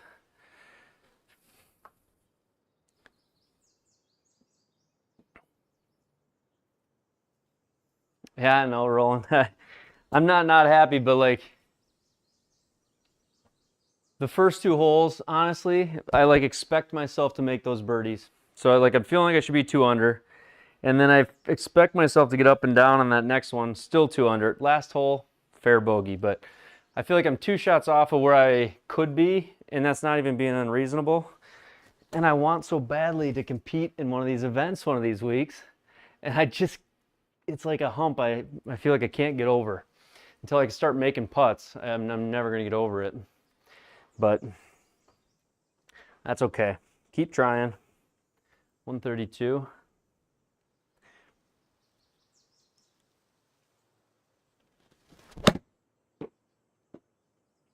Like there's some good golf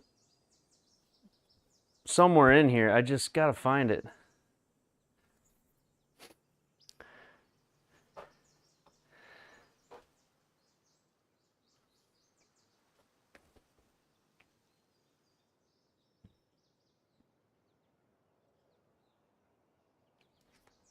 Just gotta find it.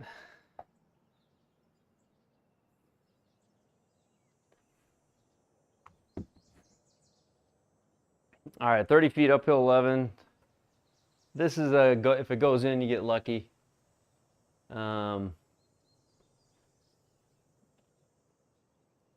goes in, consider it lucky. Just try to get the speed right and make that circle.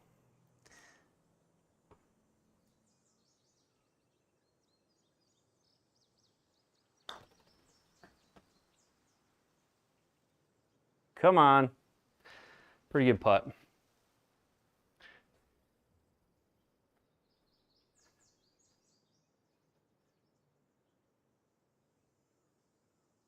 Thanks, Mason. Thank you, thank you. You know, I think the Mevo, I think a lot of it has to do with the radar and setup. I think some people don't, and then I've heard a ton about, at least when I asked the guys at the show, I said, what's the #1 issue you feel, you know, as flight scope guys? What's the #1 thing that you get when a caller is frustrated with your product? What's the #1 reason? And they said that some turf is reflective. It's like radar reflective.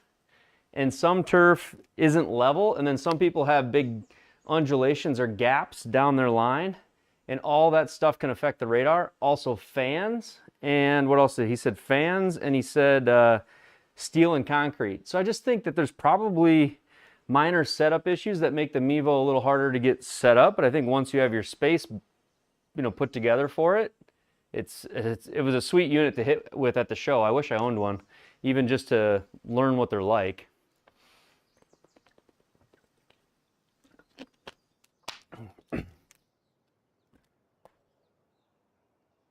$184, up 1. I don't know if I'm feeling like I have the speed or not. The other night, this was just a 7-iron. I don't know that I can get 7-iron there tonight. When I was playing Scottsdale, I had the speed. You'll sell yours cheap? I'd buy it from you, Durango, just to have one to use in the sim room, honestly. I really would. I'd love to have one in here just to try out and be able to help users with and to know more about it. I'd love that. All right, 184.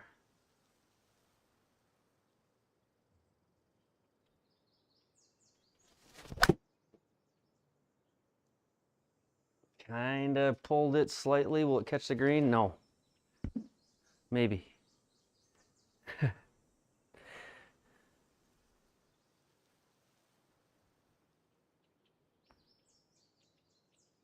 Did you watch Bryson's big break 50? I'm going to watch it. Don't ruin it for me. I'm going to watch it. I haven't had time to watch it yet, but I definitely want to. I'll watch it even if you quote unquote ruined it. I'll still watch it.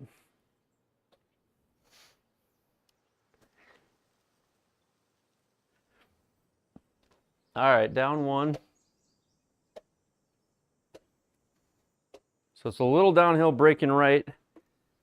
I always feel like there's one of these I'm going to be able to chip in. I feel like I'm going to figure it out one of these times. Just a little off the back of the foot here.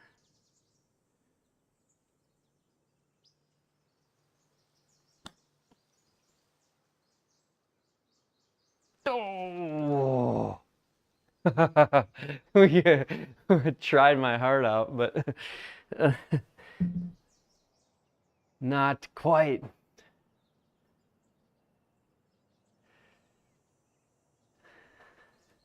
Close, but no cigar, yeah.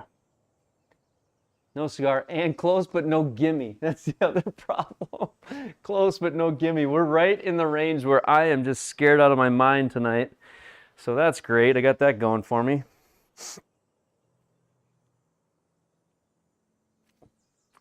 Oh, man.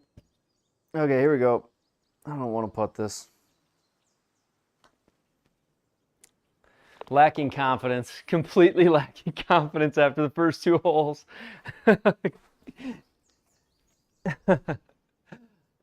Oh, man. There's no hiding from the fear I have over these putts right now.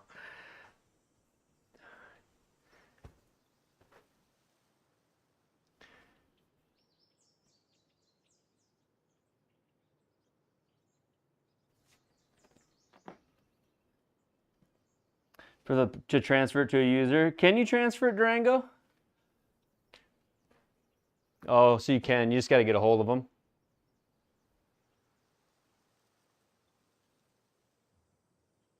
Ah, that makes sense.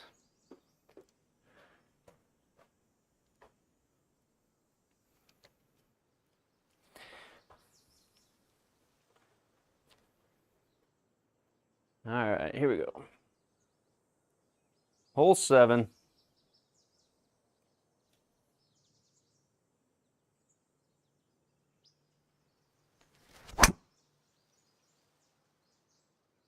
Cut down the fairway for Allen. There we go.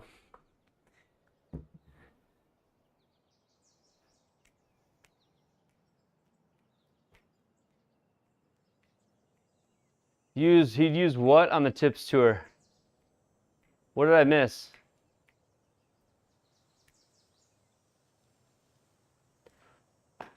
Thanks, PDN. Oh yeah, I think so for sure. I would love, that's one I would love to try. Wink, wink. I gotta get with you on that. I don't know if I'm running out of time though, but I would still love to try. That'd be one that'd be fun to make some content on. I've heard a lot of good things about it. All right, so false front off to the right on this pin. And with my draw, I'm just gonna play right side and trust the draw swing. A little bit uphill. Here we go.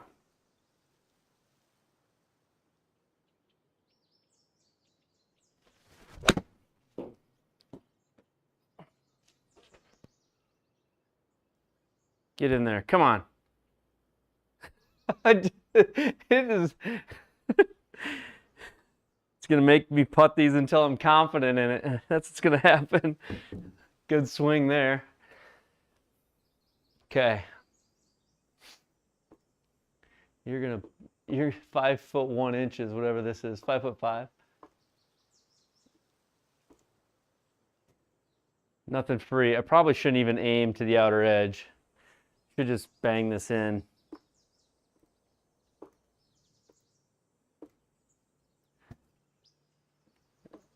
I'll go right center.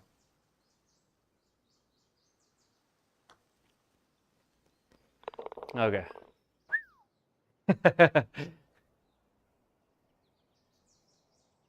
Access denied. I emailed Durango. I did ask for it. Boom, birdie. Let's go. All right, we're back to even. What an adventure that was. I thought I was going to tear that front nine up. Hey, PDN with a super chat. Let's go. He's back, baby. Thanks, PDN. I appreciate that so much.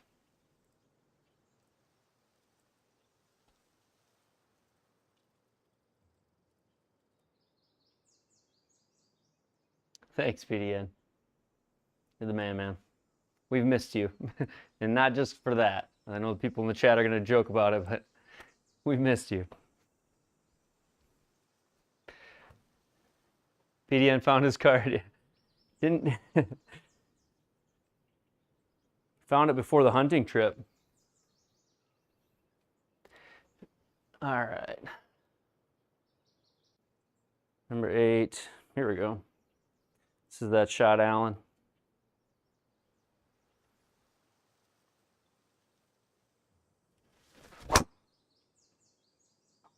Oh, what did it do? Oh, did I get a ball not ready just before I hit, maybe?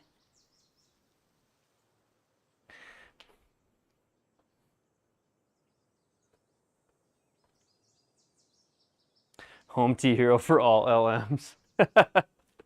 Oh, that's pretty good.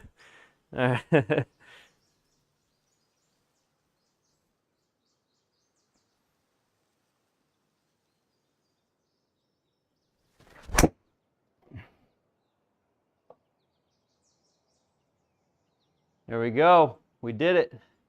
Cut it off the bunker. Whew. About fell on that golf ball.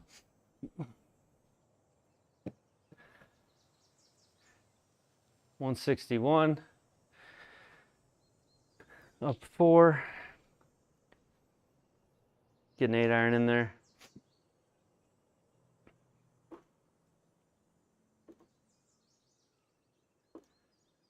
I feel like I'm gonna draw it. I know I'm gonna draw it, so let's just go right side.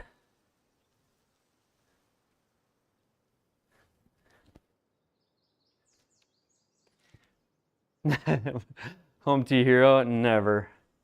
That's, yeah. All right, here we go. Come on.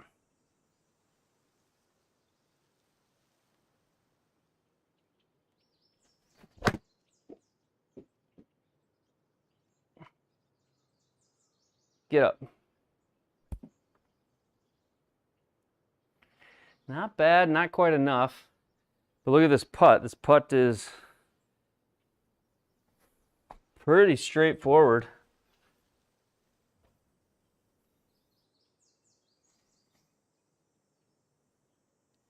Let's see here. I don't think this moves much. Little at the beginning. I'll show it to you guys. Little at the beginning and then a little at the end. I think I'm just going to play it straight and hope my HLA is good enough to go in.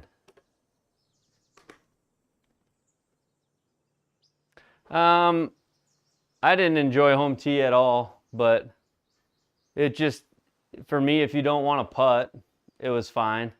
But I didn't like the animations. I didn't like, I don't know. There's plenty I didn't, Alan. I shouldn't speak too negatively of it, but it wasn't anything I would seek out to play. I'll be honest.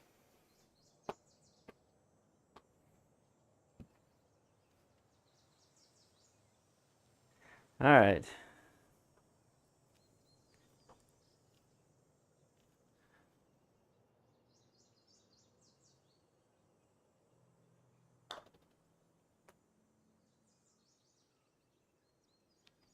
I just pushed it. Otherwise, that was easy. That was in.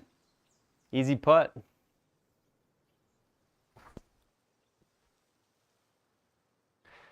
All right, so we're even par. Probably in like, what do you think? 77th place? Ah. We got to move up that board. Par 4, 420 yards.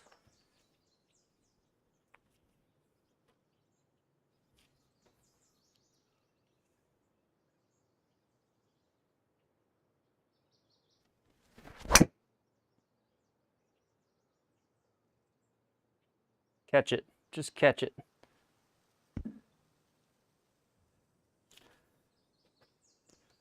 Putting was limited, yeah, but it's, even with putting in it, like, their stimps were not, they may have fixed their HLA issues, but the putting on Home Tee Hero was like putting on 8 stimp all the time, and you really can't line it up. You can't line, it's really awkward. You got to use your finger to line it up, and I don't know. It's not very intuitive. It doesn't feel very real. Not my thing. Like I said, I wouldn't seek it. I wouldn't be like, if someone invited me over and was like, you know,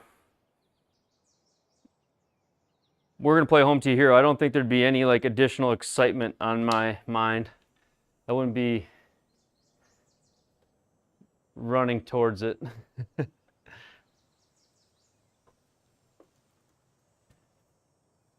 It's a good unit, I think, but not for the cash that they want. If it was $3,500 price point, I think it'd be something I'd be all in on.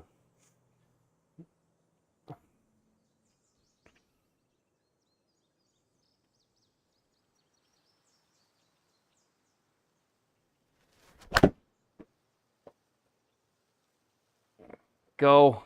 Again, just too thin to get the speed out of that.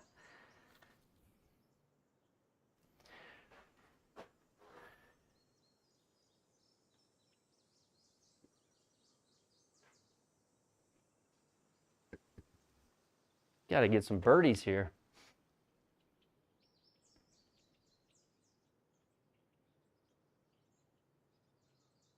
Right, then left up by the hole.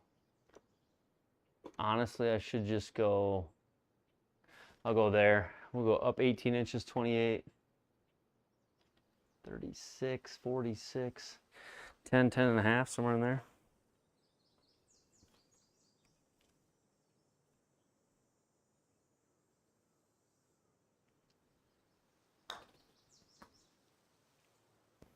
Come on, one time. Come on. No.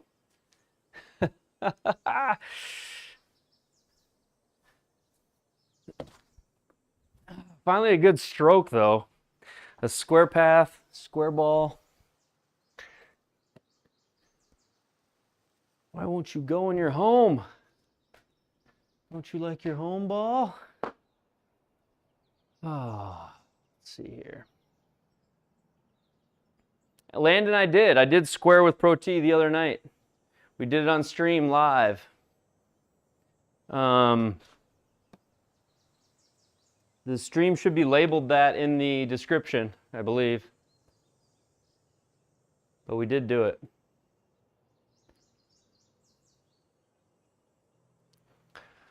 All right. Can we hit this one where we want to? Let's see. Cut it into that pin maybe?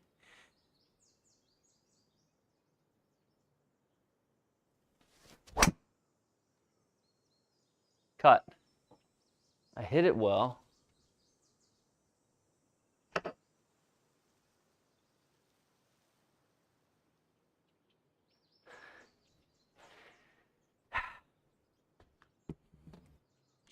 A little bit unlucky for how pretty good of a swing that was. I just didn't have the face open enough to get it through, but I think I have a gap here.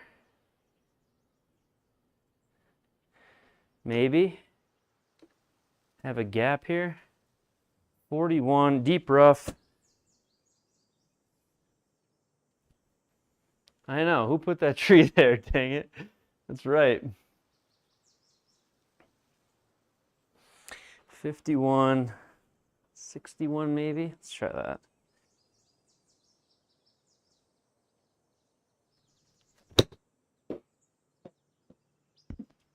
Stop. Bah. Just dead out of the deep rough.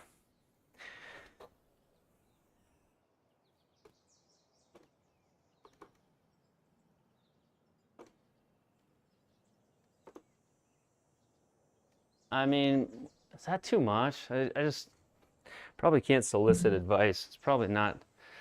I don't mean it. I'm going to go with my own gut here, but I'll let you guys see it.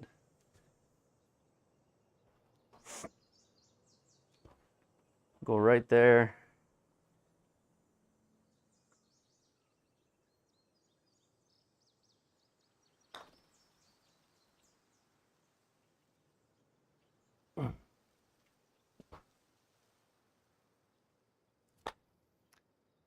Close.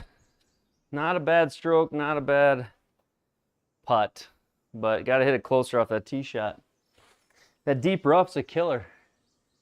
Not the place to be.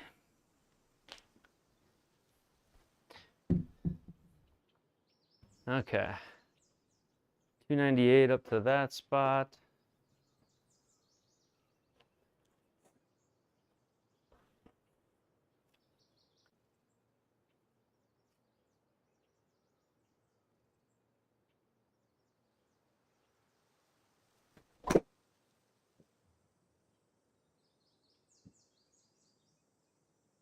Catch it.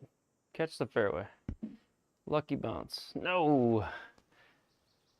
Cut shot, you know, working away from that in course out of bounds was the perfect little play there.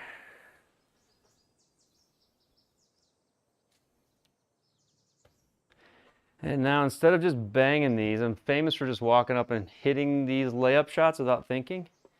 I'm going to just try to put some thought into it. Hit it.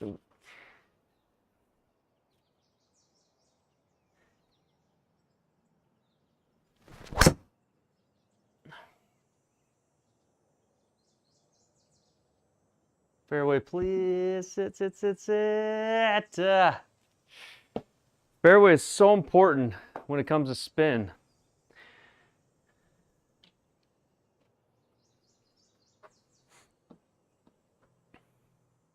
Little mistakes like that can be killers. All right, here we go. 88, here we go.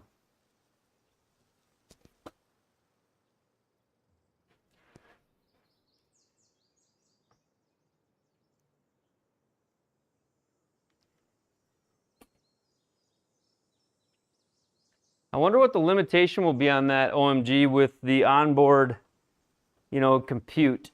How much will they be limited based on how much that onboard computer can actually handle?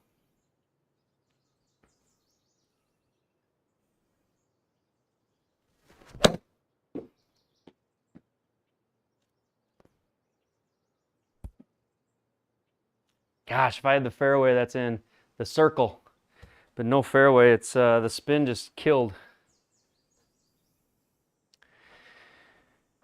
Took my spin from 11,000, take 25% off, so it took off 2,500 RPM out of the rough.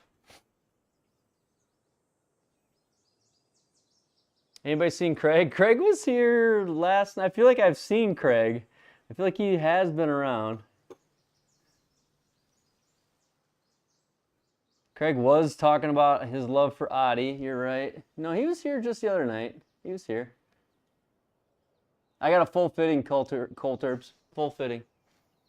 All right, 13.2. 13.2, and I'll give you the better view here. 13.2. Here we go.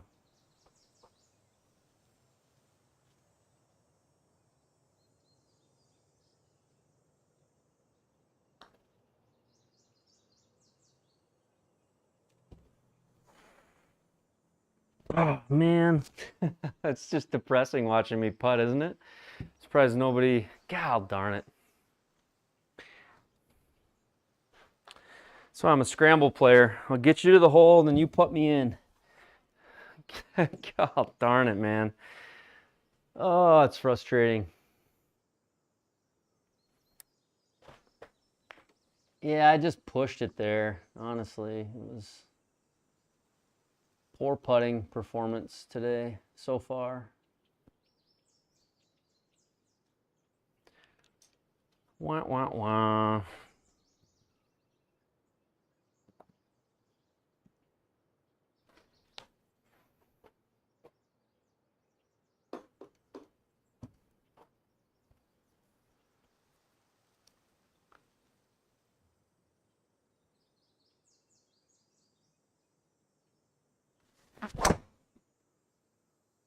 Oh, what a swing.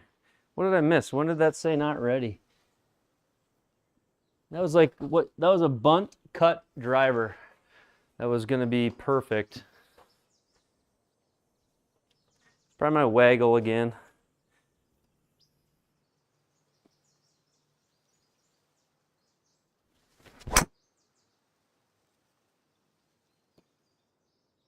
What's going on?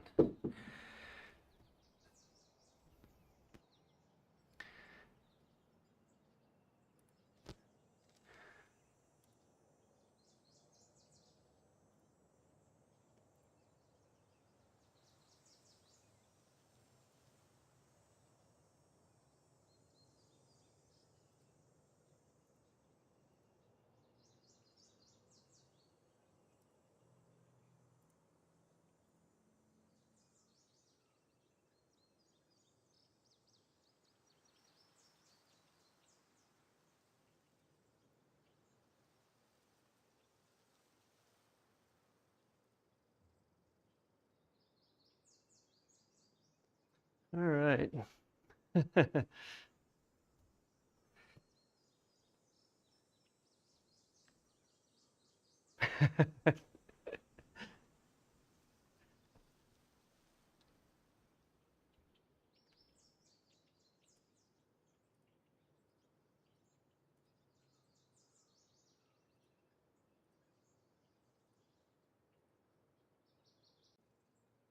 All right. I don't know what happened here.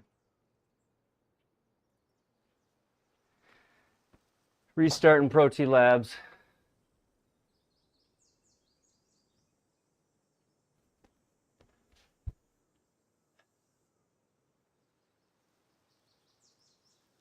Gotta try to not get frustrated. Holy cow.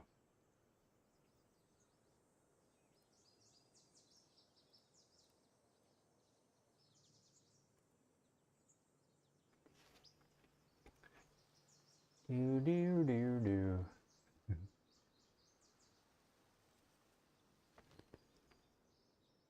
Come on, ProTee.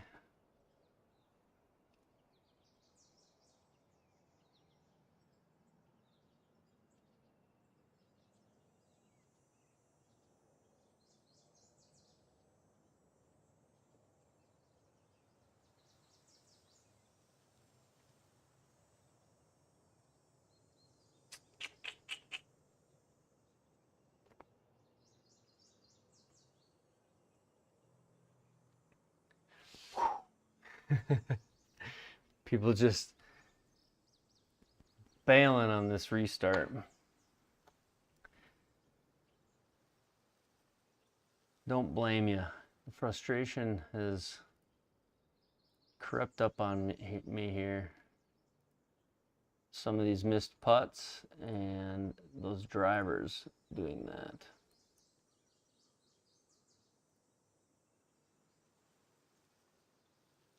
I'm having to reset the GSPro Connect and reconnect my ProTee. I don't know what it was. It was like stuck after that putt. So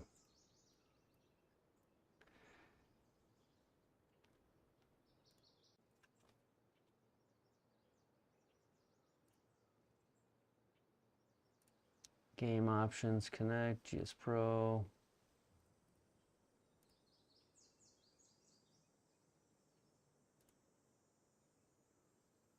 And there we go.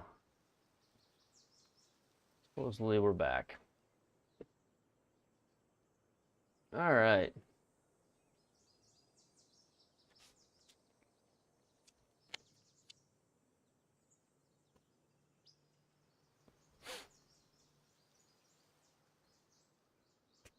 Yeah, spin the tee around, that helps. Yes, spin the tee. Also point the arrow of the tee the direction you hit, right? So point that towards the screen. That helps. But yeah, spin the actual shaft of the tee every now and then.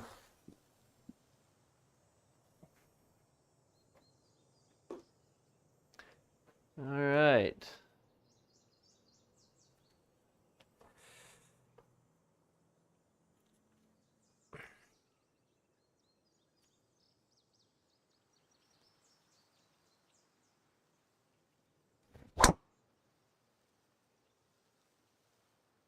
There's the bunt driver, the bunt cut driver. Perfect.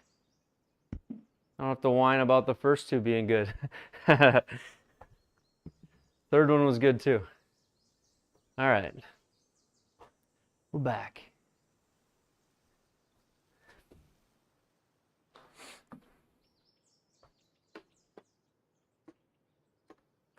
.116.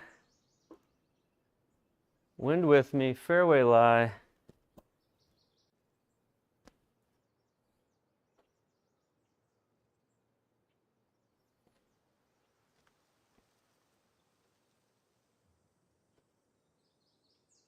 Here we go.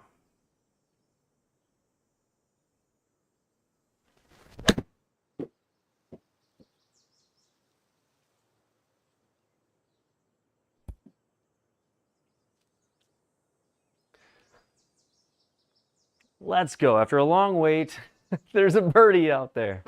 Heck yeah.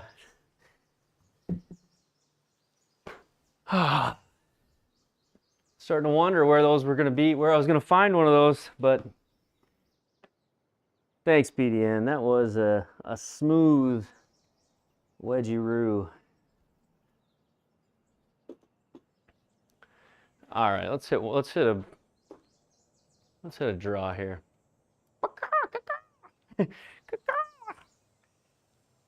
All right.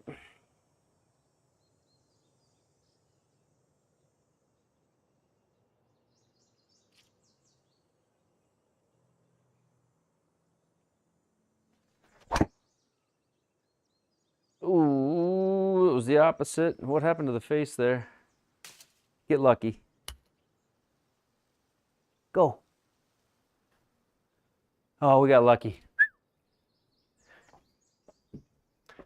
No, I lost my Rapsodo. I know you didn't know that, but my Rapsodo is probably currently being sold on eBay. I check for one every day. If anybody sees a Rapsodo out in the world with two big giant magnets on the back of it, it's mine. And I'd give you a big giant hug if you returned it. But I'm not far from going and just, I say just, don't really have the money to go do it, but I'm not far from going to buy another one because it's a unit that I really love for outdoor, and I love it in my sim as well. And I give a lot of help and advice on it, and when there's updates, I want to be around for the updates too. So I'm not far from going out and getting one.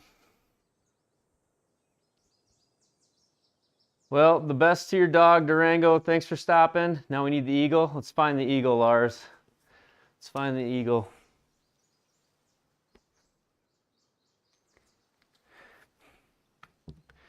$197. Downhill, but in the rough. Let's go this way. Night, Durango. It's probably in Mexico. You're probably not wrong. Makes me sad. But I also lost 2 memory cards of footage, which sucked. I lost a Samsung tablet that I use with my Rapsodo MLM2 Pro. Bunch of great stuff is gone, so. Oh well. Putter, I don't want putter.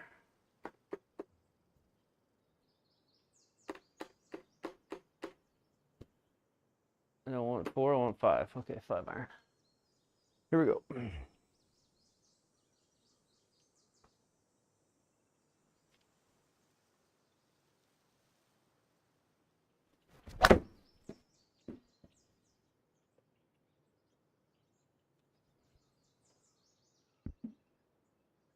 A little thin, but long hole when you hit the drive like I did.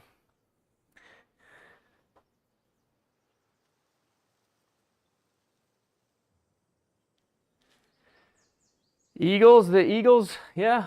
We haven't even talked about the game actually. I was happy for the Eagles. I'm not an Eagles or a Chiefs fan, but it was cool to see them win. Bunch of good dudes, Saquon and Hurts.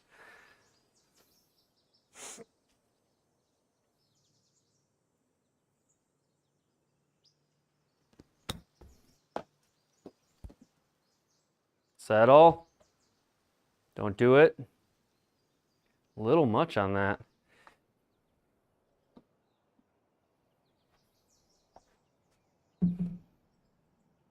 Night, Herb. Thanks for stopping in. As always, we will see you tomorrow night for Live League, maybe. Hopefully. Sell your kidney. I did not tell you to sell your kidney. This is not kidney advice. Nothing on this channel. Good night, Herb.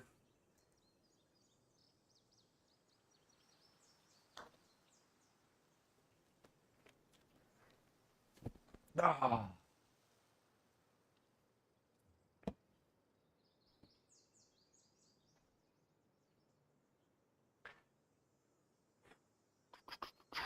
$173.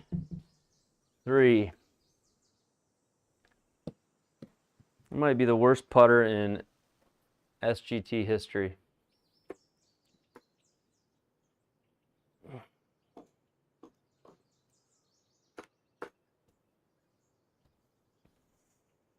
All right.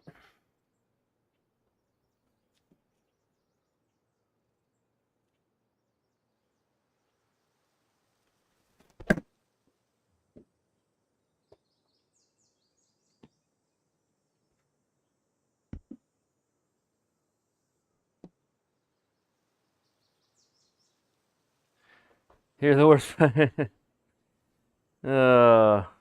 Thanks, Coal Turbs. Yeah, that would be motivation, maybe.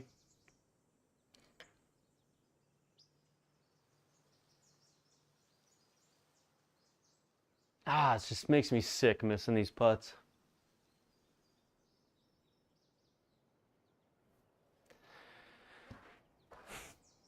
Okay, 16.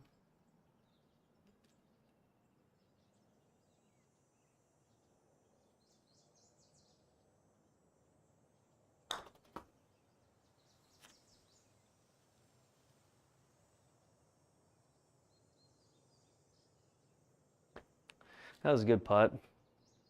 Anytime you got to hit 16 miles an hour, which is effectively 90 some feet.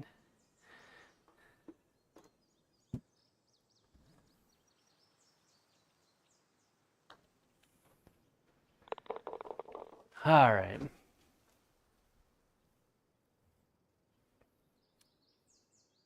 $3 at the Sphere? That'd be crazy. Yeah, Alan, cool, man. I'll check it out.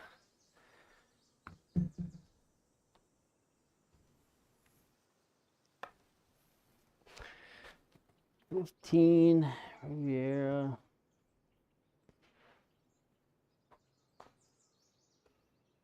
What's a kidney worth these days? We're talking a lot about kidney sales. What's a kidney worth these days? What can you sell a kidney for?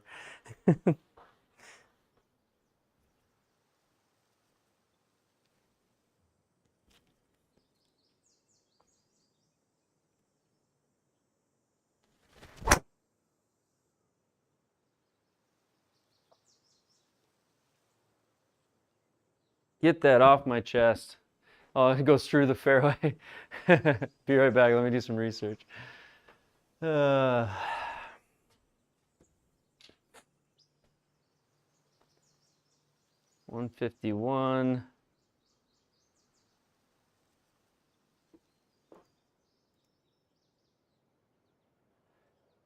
Let's go there.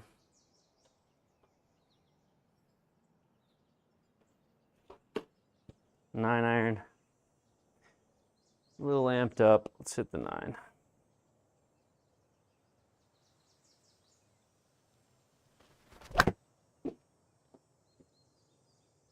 Not enough. Go. Big bounce. Stay there. 160K for a kidney? Whoa. That's big money.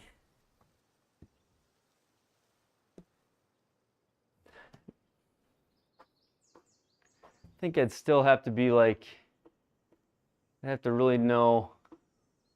Ah, that's crazy. But you can't just like sell your kidney though, can you? That's not how it works, is it? I'm not interested, but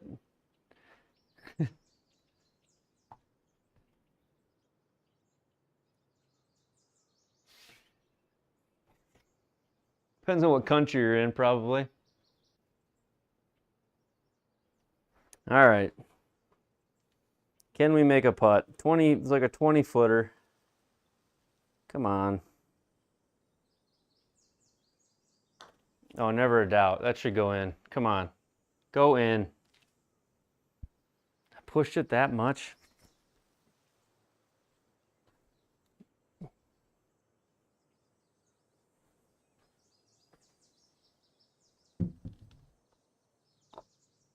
Oh.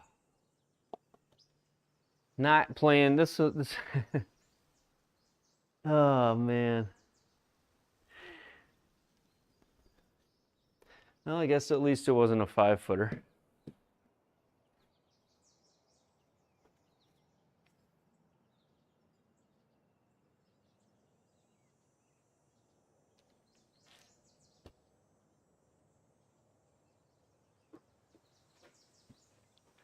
$154.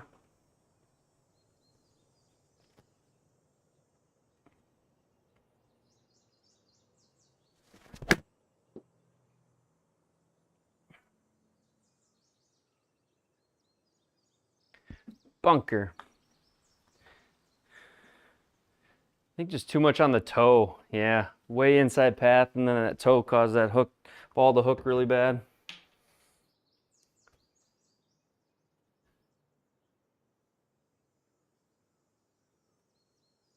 Live talk putting. Looks like I need to, Vance. It's really affecting my ability to score. I'll tell you that. I don't feel like I could have putted. I don't feel like I could have putted worse tonight than I have, and I'm even. It's frustrating. All right, let's hold this out. Let's have some fun again. Make golf great again. Hold this out.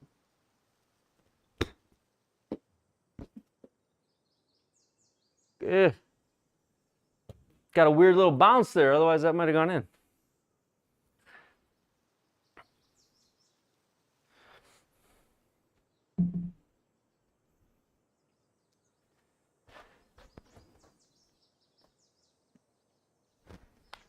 Circles are my friend. I need the circles. Then you don't have to putt as much.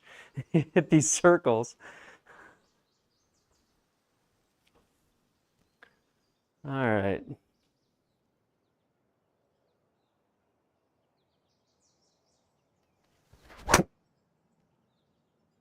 What's happening there that it does that? What am I missing where it goes unready? Is it something, a reflection with the driver? That it's looking at as a ball, but it seems like it's happening on driver tonight more than it has.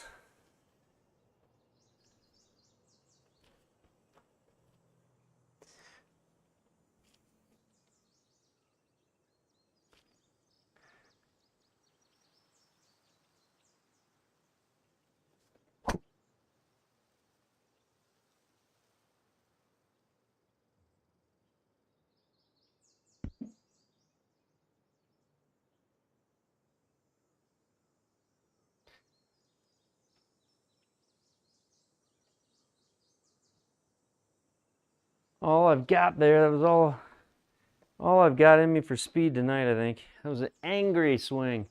DOD, eh. At this point, I should PDN, but honestly, the smart play here would be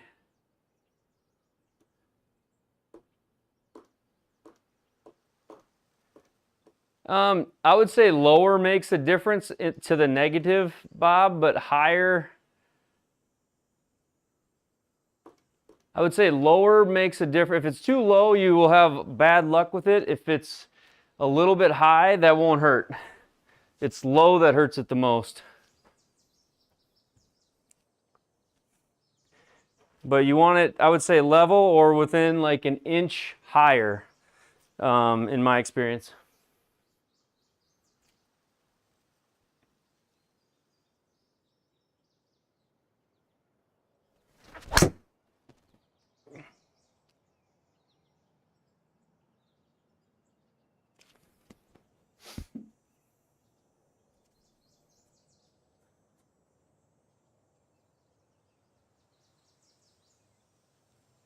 Hey, the driver's actually been pretty good tonight, hasn't it? What do you think? I feel like it's getting better anyway. Making some improvements, I would say, due to the ProTee. I know you're just joking, Derby, but in all seriousness, I think the driver's getting a little better. It's manageable. Or this course has wider fairways. That probably helps a little too.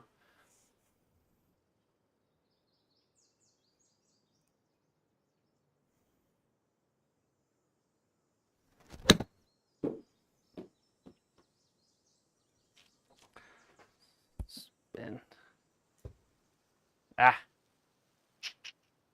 That's all right. That's not terrible.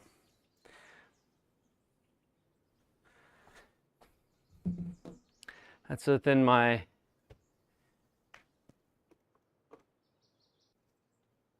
missable range. 24 feet down 10. I don't know. I'll let you guys look at this, but 24 feet down 10, like a 14-footer-ish.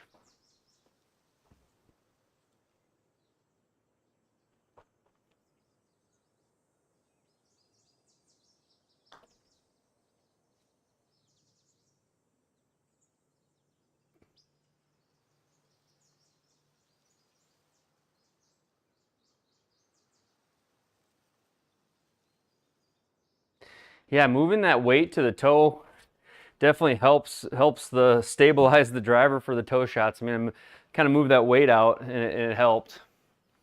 Even par on this round. This feels like a lot of work to get to even par. A lot of good shots to still be at even par. But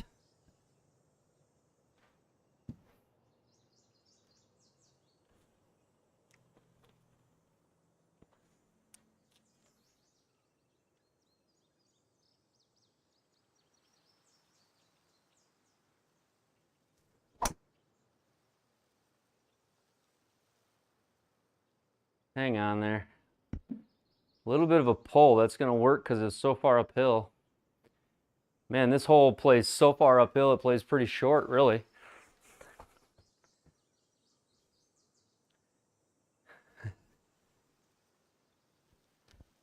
Driver fitting. Get the blade out. I don't know what it's been. It's been just like a combination of aiming and just a little off, but you're right. Might as well switch it up. This one's not, it's not convincing me of anything special, OMG.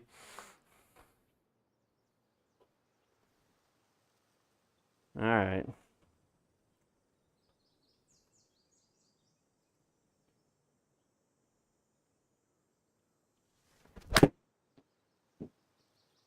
Such a good swing.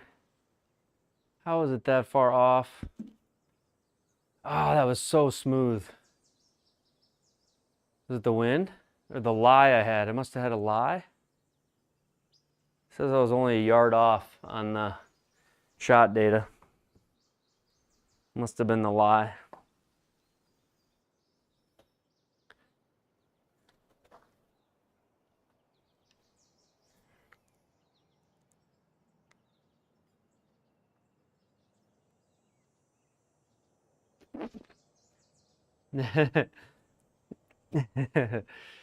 I'll find it for you. Post a short on it, maybe. All right, here we go. Delicate little thing here. What are we gonna do? Go over there a little bit.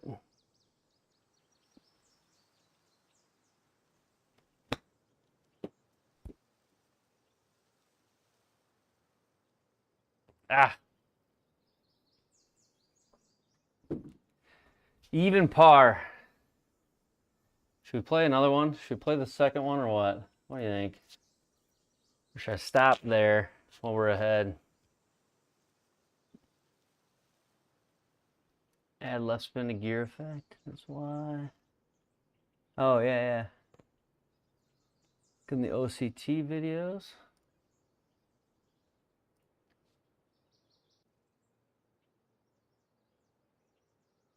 Do it. One more round. Good night, Ant. All right, we'll finish the pro event. My attitude's got to get better. Terrible attitude about that round. Oh, I feel bad kind of for how poor my attitude's been. Normal 12, breezy now. Same yardage. Normal.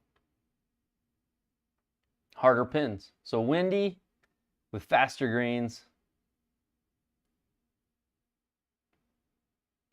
Matthew Sells for the win right there. Episode 28 explains the putting gate. Episode 31 has the hue explanation. Love it.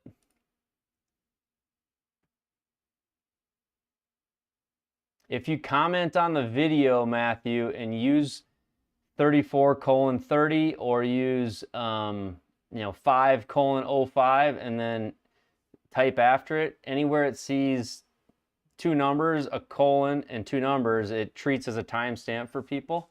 So if you go to the episode and go to the comment and then comment with a time and then a few words, people can just go to the comment and click on that little timestamp. It'll take them right to where you're talking. Not that I'm tasking you with that, I guess. Or somebody, if they go to it, tag it.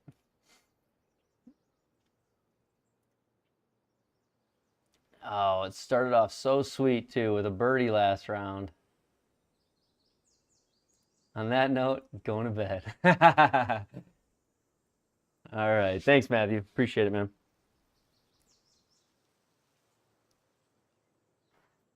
I'm on it.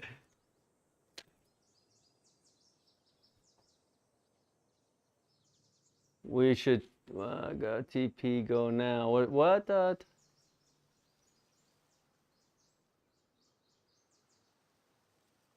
I don't know if I know what you mean. To go now. Got to go now. Oh yeah, we should talk. Got to go now. Yes. Okay. Yeah, let's talk. Let's you know, I've got time. Friday's my best day this week. Tomorrow is swamped and then league and then but Friday's actually pretty good for me and so is the weekend.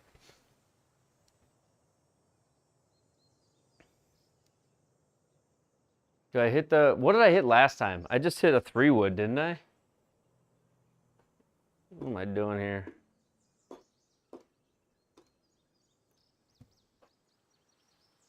Hit that little cut driver maybe. What am I doing?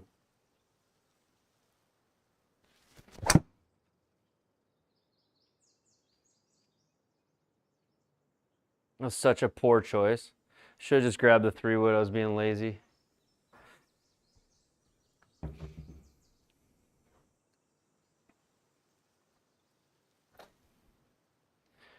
Oof. Oof.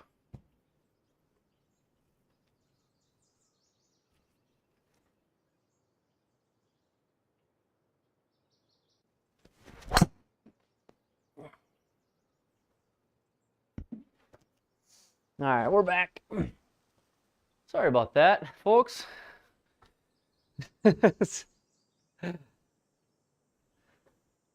I just swung lazy on the driver. Yeah, it was bad. That was bad. That was bad. I should have just gone back to the rack. Like I got to walk so far to get it.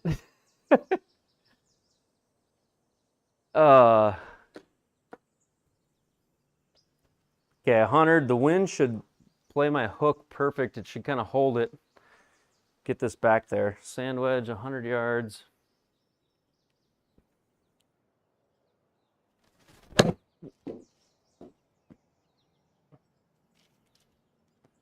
Too much spin, probably.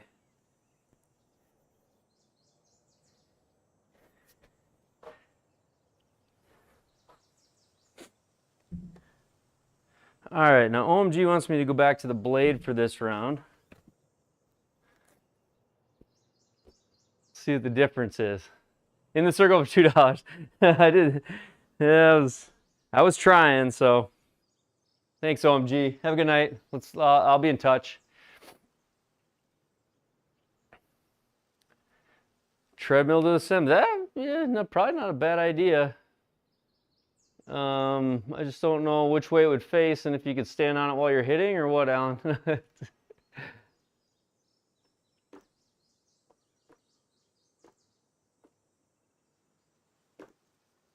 Program it so that you actually have to walk a certain distance before you get to your next shot. Okay, stimp 12 this time. So we're a little bit faster. 7 mile an hour-ish.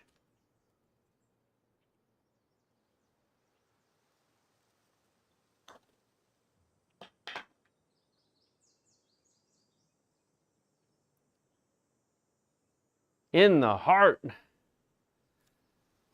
But pulled it a little. Pulled it, towed it. All the things. Par on the first.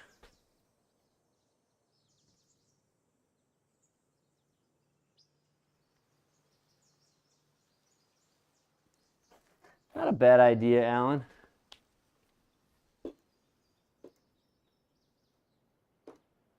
Okay, wind blowing to the left. I'm gonna aim right. We got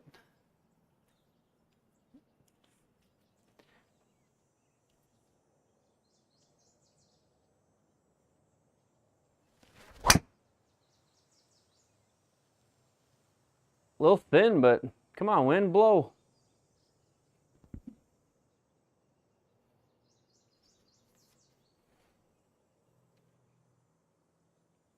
177 out of the rough. Front pins. That, I wonder if this is where all those tough pins, Alan, this is probably where all the tough pins were when you had Sunday pins last, because you were saying cold turbs and you thought the pins were pretty tough. I didn't feel like they were last round I played, but it's probably because you were talking about the Sunday pins, I imagine. All right.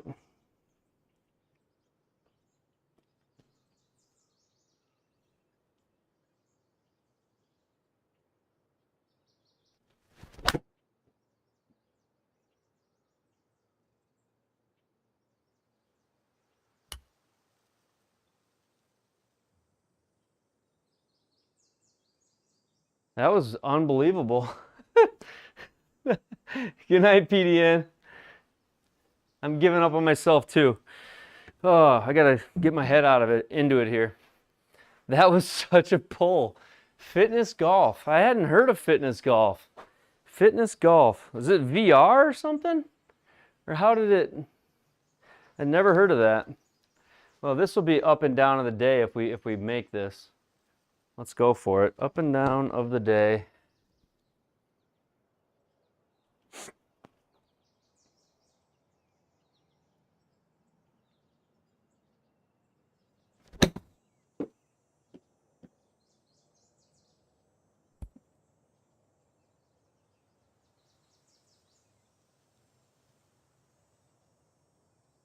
Not a bad start.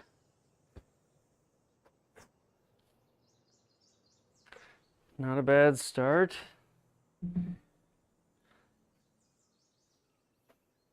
Thanks, Aaron. Yeah, it was all wind weed. It was not the absolute pull that I hit. It was all the wind.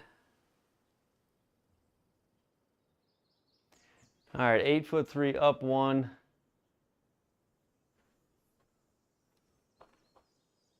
Come on.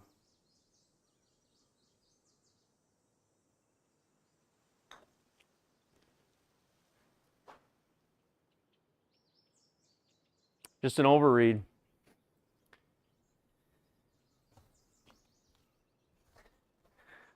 Yeah, until I start making these, I'm not going to be able to compete on these tours very well. Because if you look at the guys that win, they have like 26 putts, and they don't miss 8-9 footers.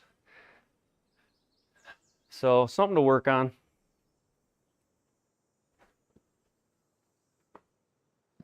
A lot of it's just poor, like I don't read the greens very well because a lot of these lines are not, like that line was just way off.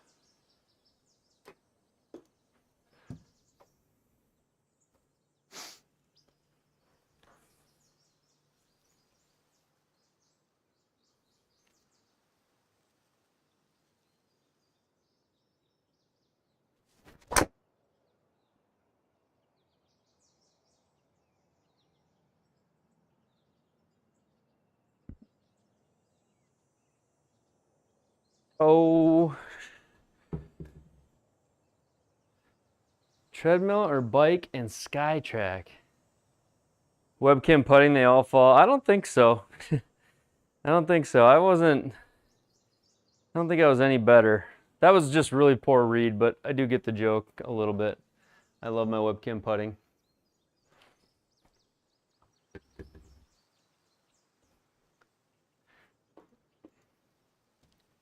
Go there with the 9-iron.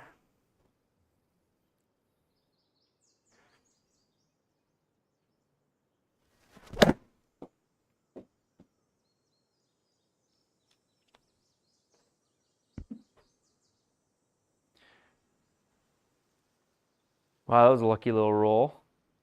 Feeling this putt's going to be interesting way downhill.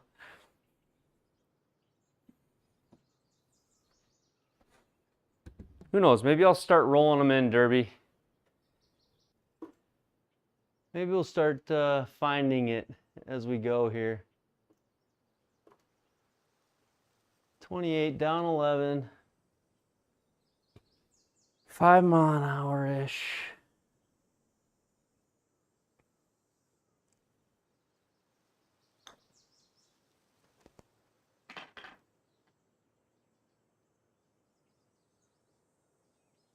Pretty good putt there.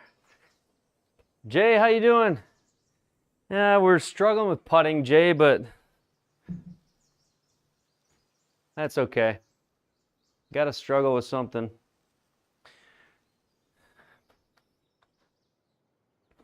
You work on your driver and then you can't putt, and then you work on your putter and you can't drive, and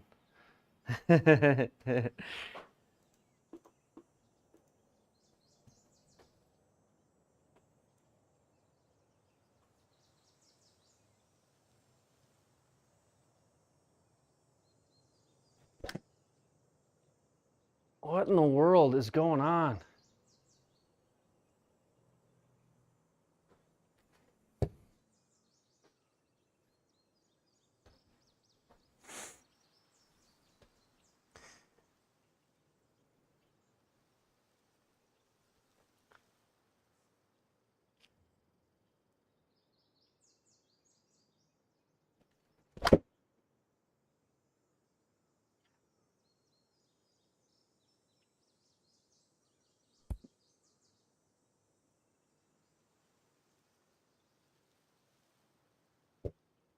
Had a few of those tonight where I don't understand why it doesn't read. That first 4-iron was flushed. Second one was pretty good too, though. But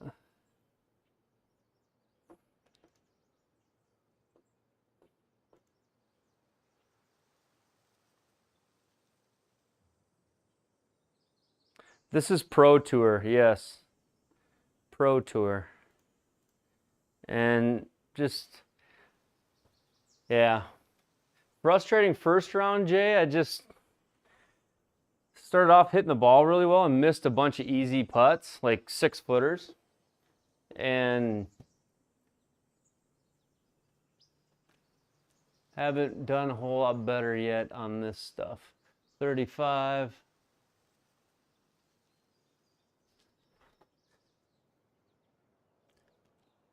Need to get better at reading greens.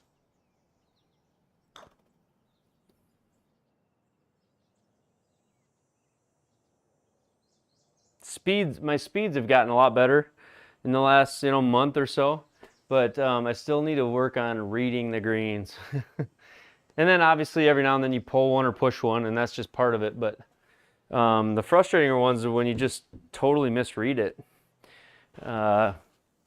Should be way easier than real life because these dots have, sort of a familiar look to them each time you see them. Good night, Benoit. Try to light up the backside here. Well, the second round anyways.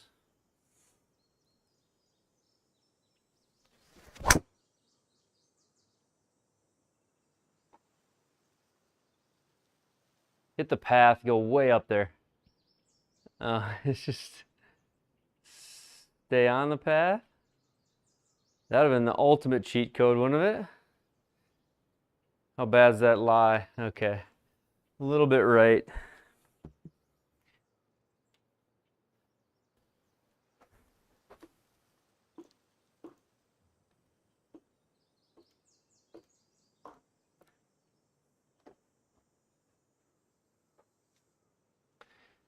I mean, it's not Ida. They just honestly, my first round, Ida, if I could putt, I think was 6 under, 6 or 7 under, and I really do.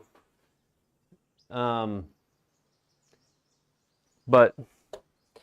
I totally can see how it can be done. If I could play an error-free round, I feel like I could shoot 8 or 9 under in a round.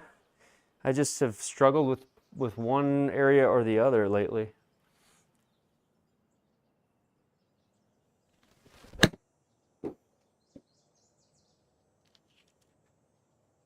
Sit.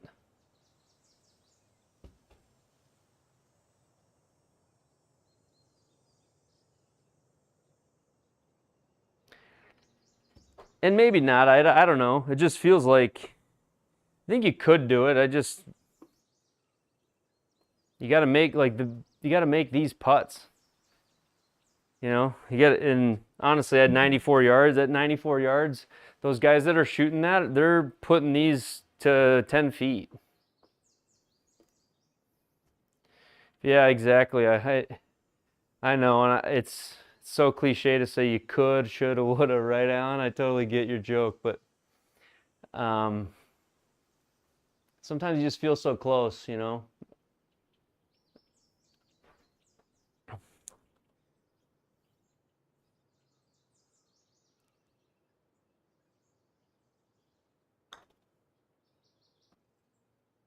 Break is not going to do it, is it?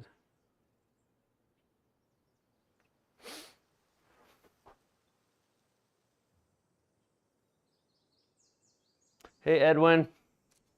All right, 183. Uphill, wind is with us a little bit. Is there a bunker in the middle of this green, or what am I seeing? Kind of looks like there is.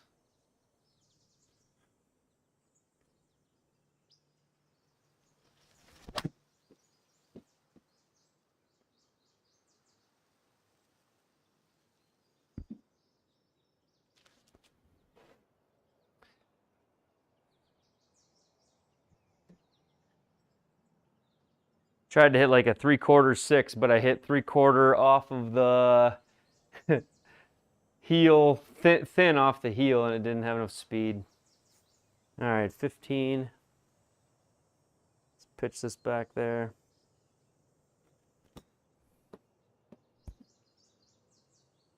Go.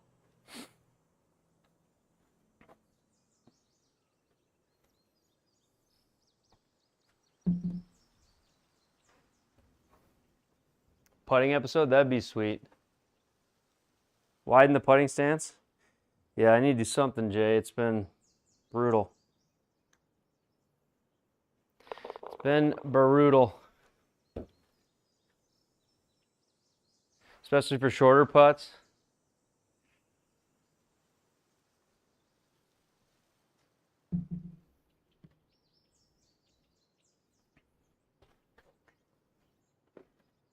Identical?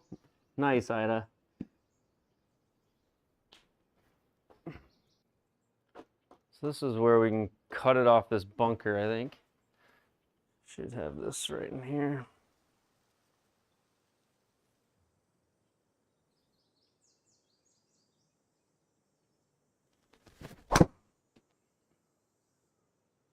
Too much, or is the wind gonna just push it too much? Stay there. Too much. Okay, 146. Into the wind. Cut got a little spinny on me is the problem, I think.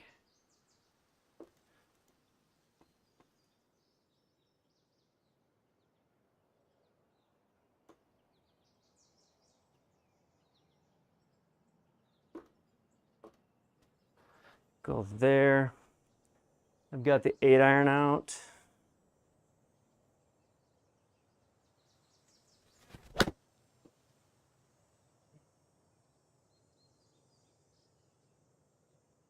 Bounce up there. Come on.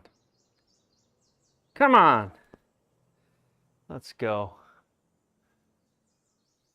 -4 is a great round.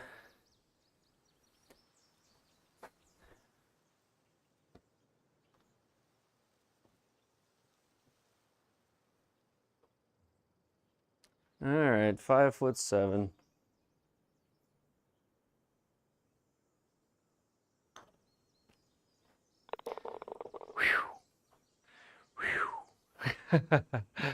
Oh, we did it. We made a birdie.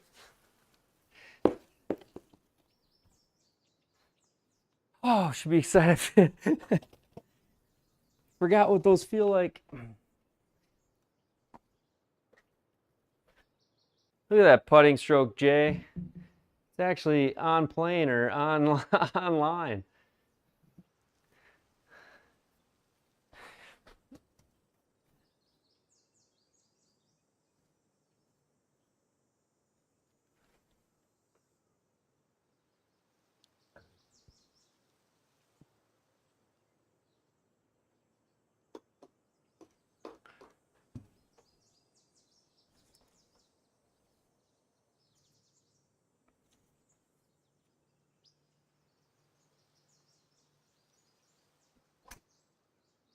Putt. Come on. Stay out of the bunker. Come on, just sit right there. Sit, sit, sit, sit, sit.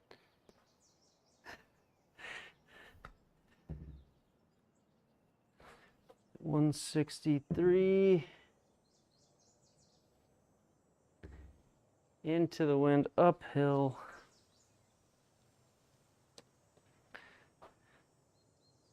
Must have kept the face open enough. I did, okay.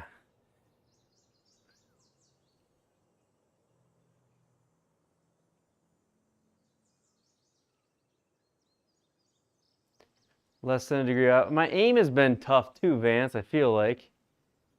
You know? I feel like I haven't picked very good lines. Probably a little bit.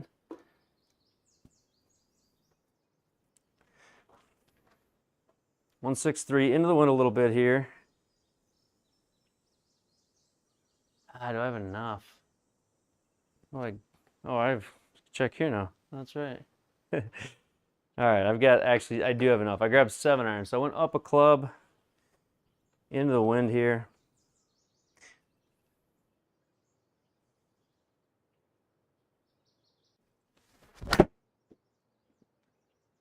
Really good feeling swing there. I think just the wind's gonna push it a little bit off. But awesome contact, everything else.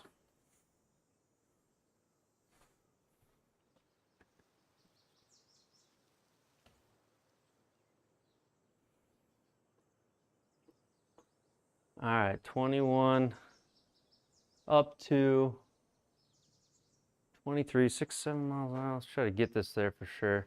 I think that's going to be good.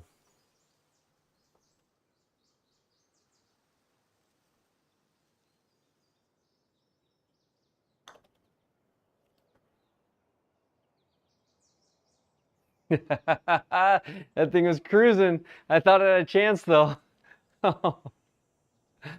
Oh. I would have taken it. I have to say, I didn't. When I hit it, I'm like, oh, slow down. So, would have been fun to see that go in though. Felt like a little momentum maybe.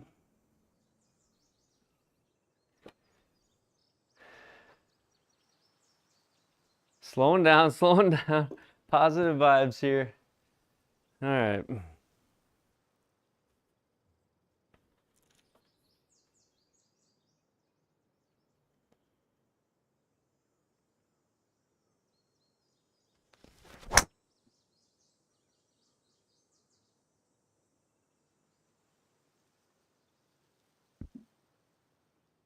Kind of got under that one a little.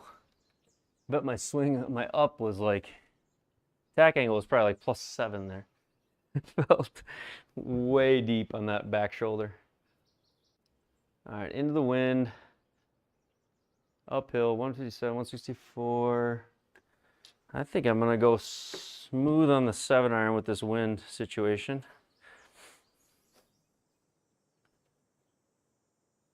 Little right, little in, yeah.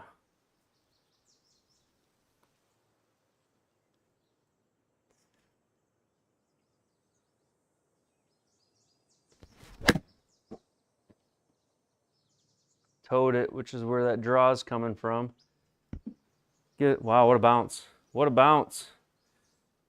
That's lucky. Missed it in the right spot.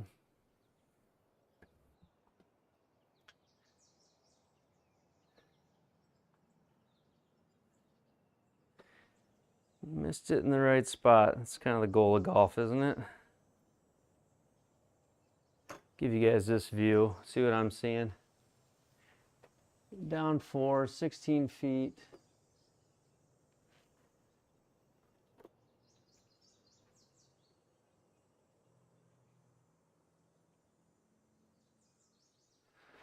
Stimp 12.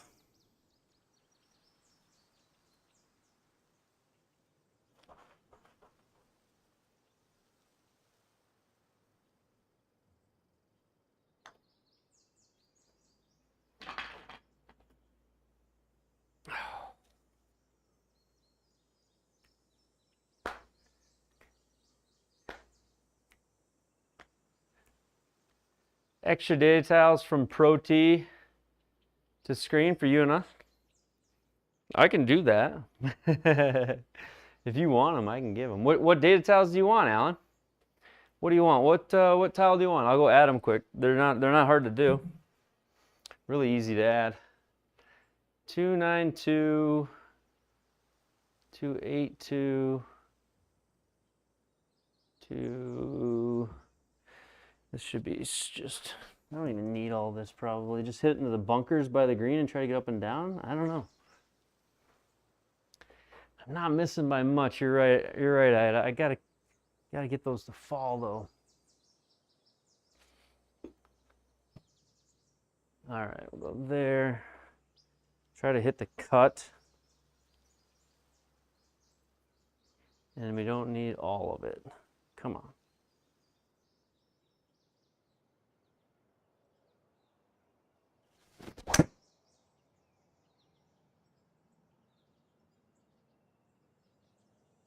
Oh, that was so close. That's still good though. Took a little off of it.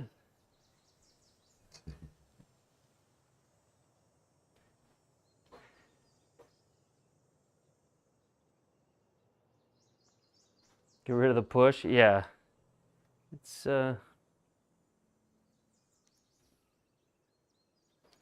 23. What's this pin doing?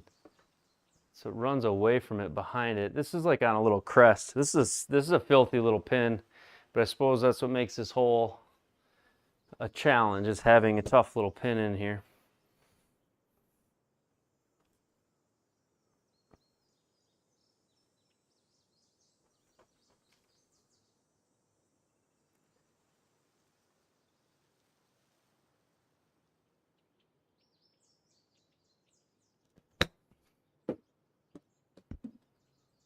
I did it too. Darn it, man.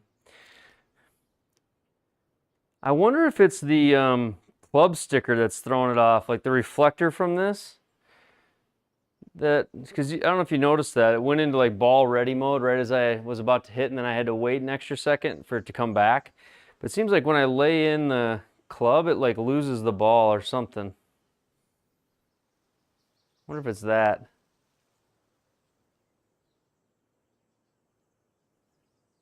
I can't figure it out.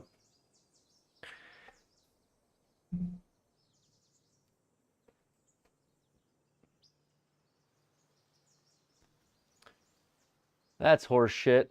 Look at that replay.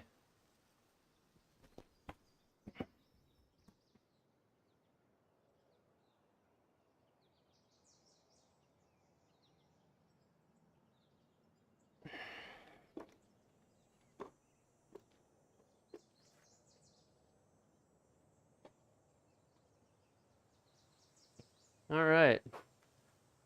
That was a really good birdie putt.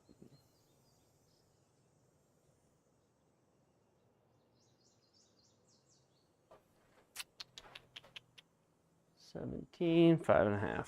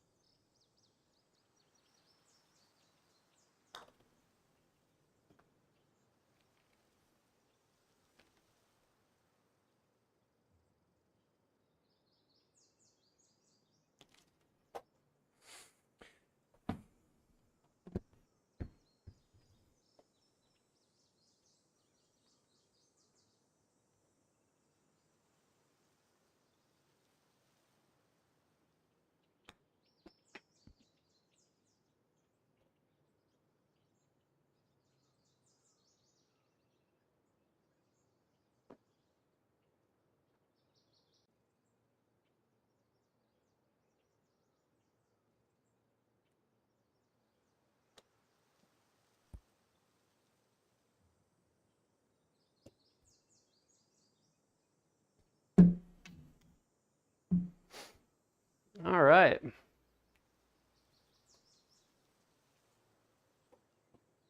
Having fun.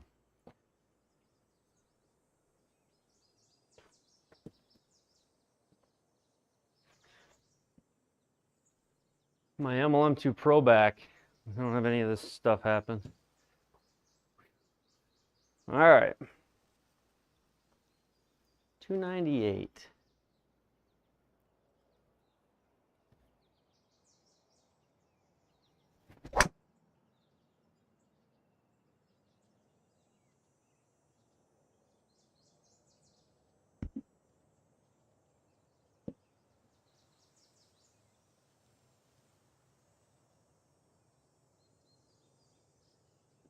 I'm gonna have to just go completely to this side so I don't hit it with my hand wedge.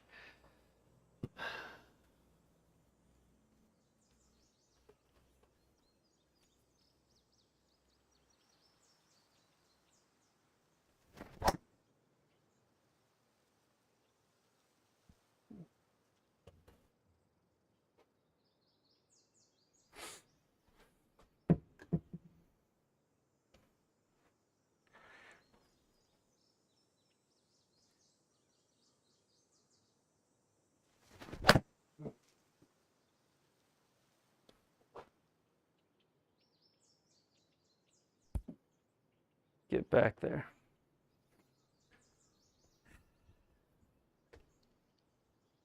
Thanks, Ida. Does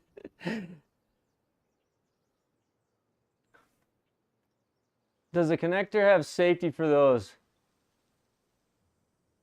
I mean, it sucks, honestly, Cold Turbs. It sucks. It's terrible. Like, what is it reading my hand touching a golf ball for? I don't know. Garbage. I'm gonna send that feedback in. It's garbage.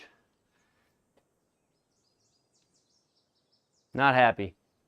Just not happy. I haven't been using my club because it's been doing it with a club. So I then am cautious now, and I'll go down and move it with my hand only.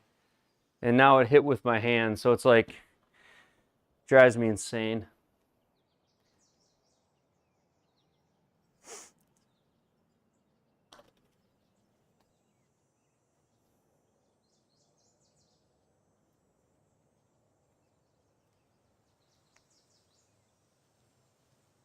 That's right, Chris.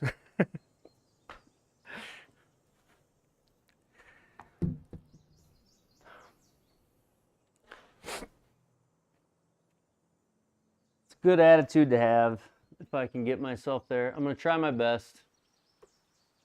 Best to use your foot, huh? Maybe I'll try that. Evidently, it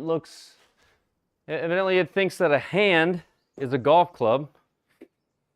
I cannot wait to send that replay into them.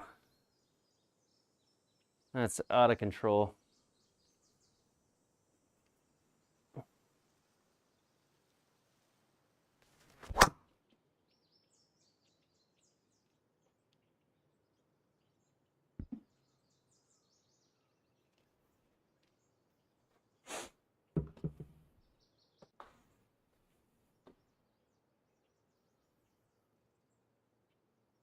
I probably will, and then I'll probably include the part where I trash their inability to read those things.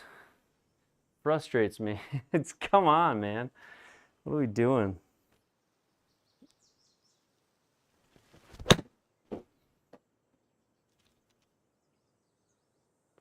Hopefully they'll fix it. I don't know. I don't know how they can fix it.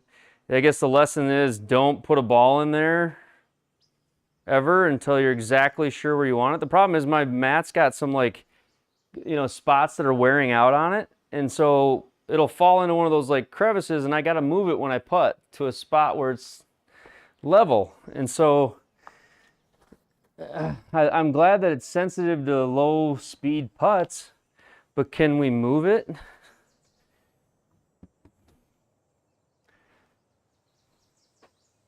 Yeah, exactly.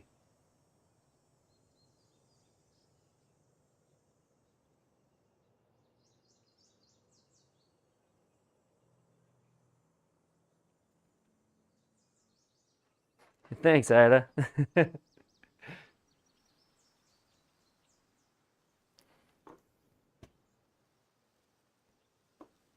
Anything? I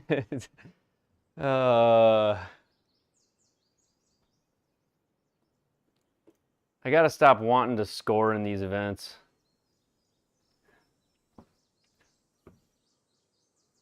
.28.9 up one, so like 40 feet. What's that? 40 feet, 9 miles an hour maybe.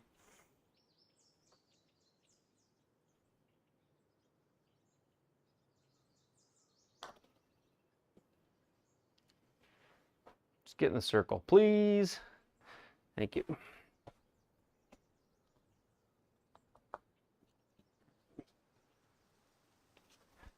I've probably had the ProTee do that though, no less than, well, honestly, I've probably had it do it like once every single round, where it reads a putt or an input that is not an input. It's me moving the ball around inside the hitting circle. So, not sure what they can do to fix that, but I've gotten down to where if I move it with my hand only. And now it shocked me tonight and it read my hand. So if you try to get away with the foot wedge, ProTee won't let you. Although Jay says the foot is the right one to use.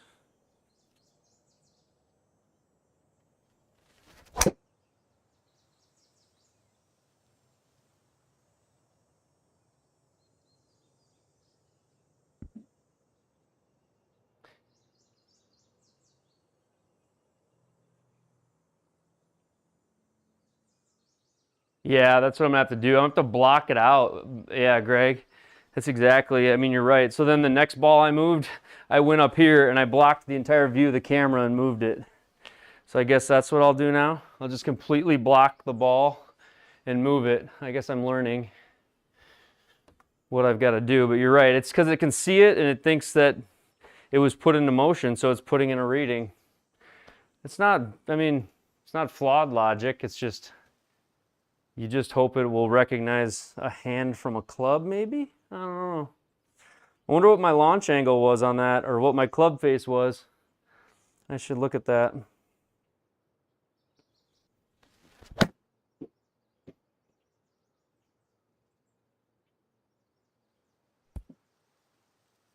Go!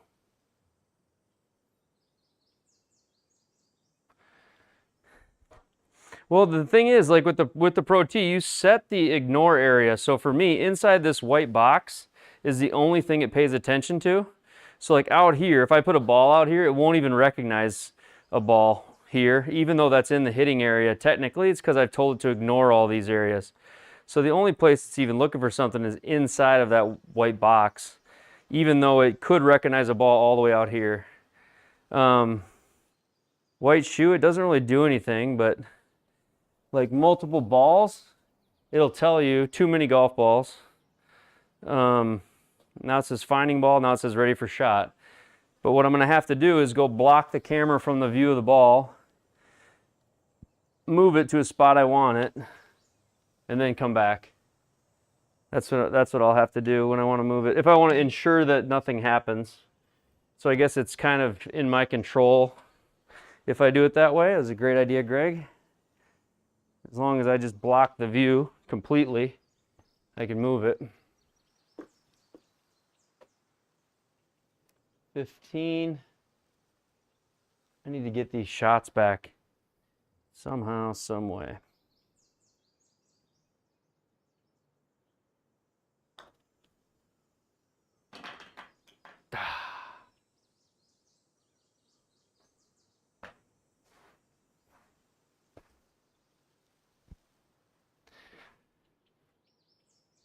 It won't even go into ready mode if, yeah, it won't even go into ready mode if there's two balls in there. If it says too many balls, it won't read anything. I'm just being a whiner tonight. I gotta stop that.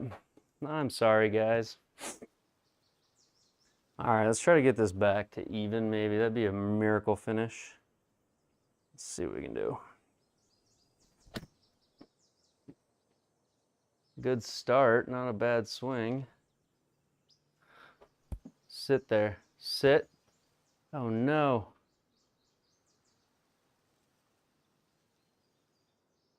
Shoot.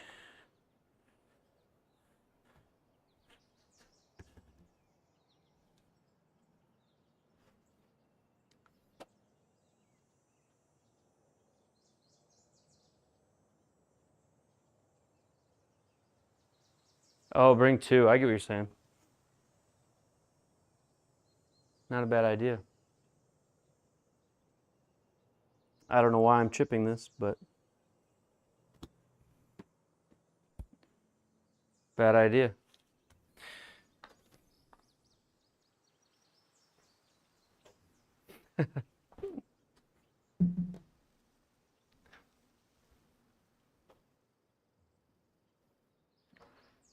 Yeah, definitely.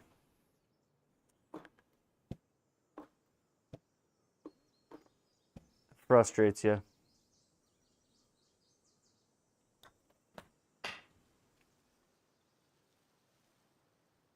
Get up there. All right, good deal.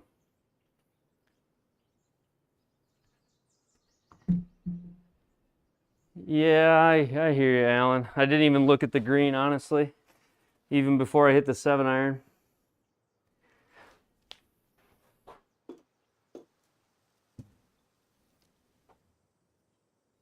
All right. 16, 18. Okay.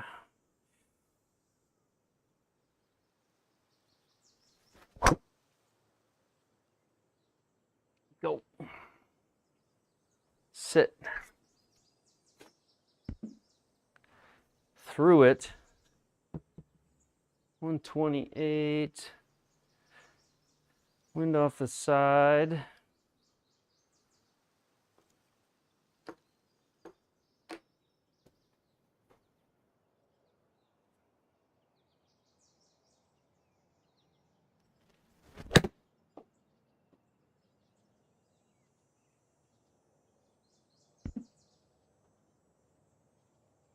I think this one breaks down that way. You had to be left of it, but it breaks to the middle of the green.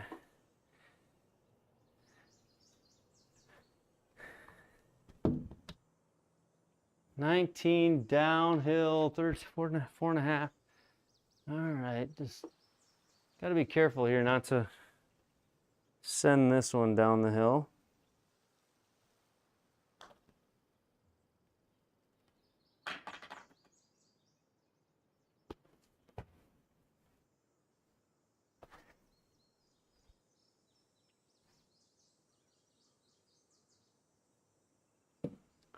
One, 5, 8.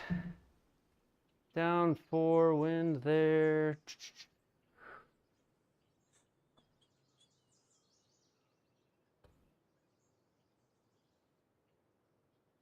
This one basically in a little bowl.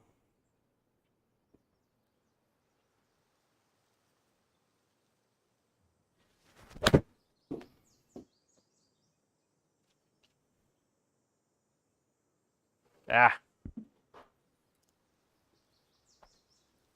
We were here last time, I think. Last round. Come on. I keep asking for my hole out from these bunkers, but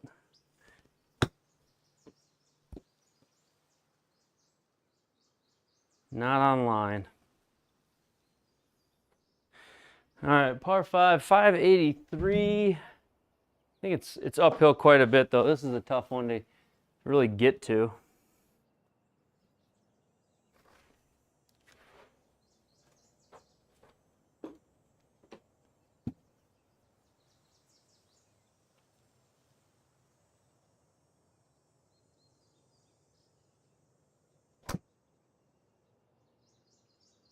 Especially when you do that. Hit the tree. Oh, deep rough, huh?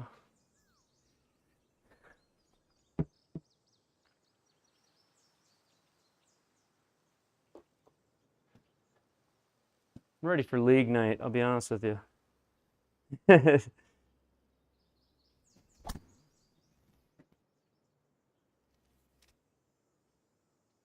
Ready for league night.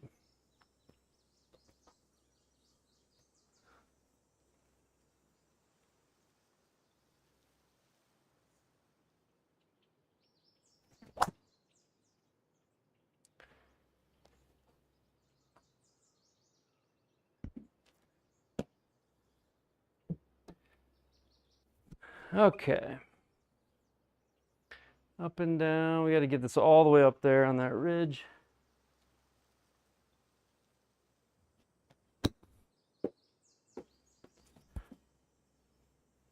Boom.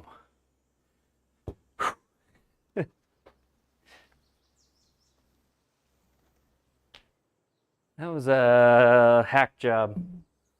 Hack it, hack it, hack it, hack it. Home.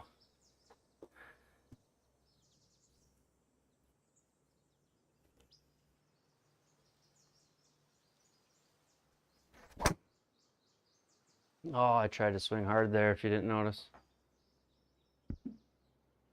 Oh, deep rough. Can't reach it. We're going to make par the hard way now.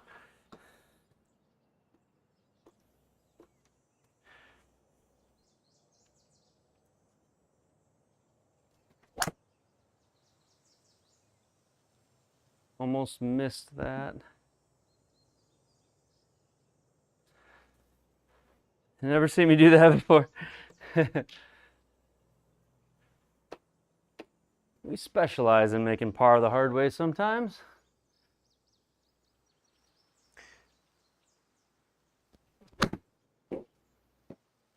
Like that. Throw it over the pin, spin it back. Come on. Oh, 11,000 spin. That might have spun all the way off the front of the green if it would have caught green.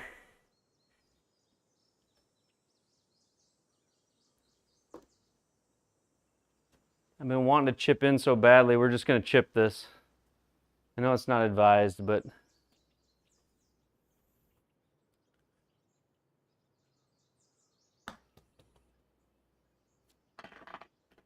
no.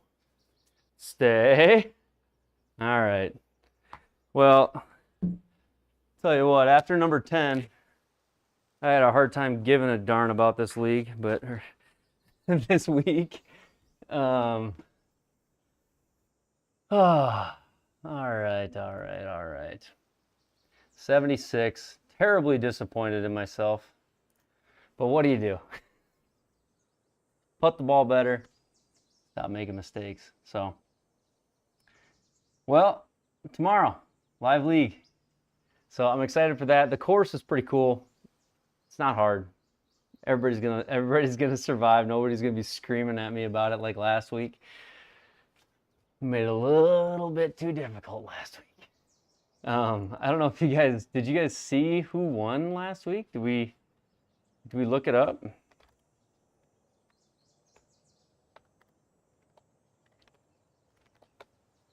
Simulator Golf Tour. Who won last week?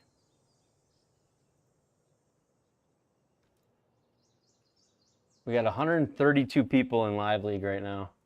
That's so awesome. Let's look and see. Big LCH 123. 7 under. Puppy Monkey Baby 4 under. Golfer 4 under. Yeti G 1 under. There's only 4 scores under par, but somebody did shoot 7 under. Chris, I probably won't do an auto putt league unless it evolves to something like that. I feel a little bad about that, but with the way webcam putting is, I'd love to, if somebody can't get in the league due to putting, I'd be happy to help you get set up on webcam putting. I know time is the crunch, but even if you get into the Discord, I feel like between the people there and myself, we can get you on webcam putting at a minimum, and you'll enjoy the heck out of it. So,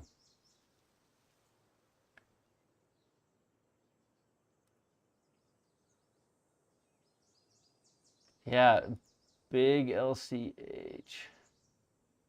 Bogey, and then 6 birdies. 15 greens. Putted really well. Drives the ball pretty good too. 200 in the world ranking. And just got going, so good stick. He's got the lead right now.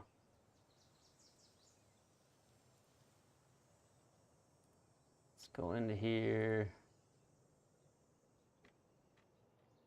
We had 87 scores. 87 scores. So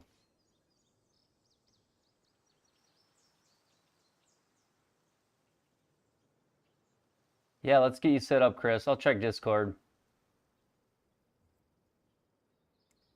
DQ the swing stick user under par. There's no swing stick user. What are you talking about?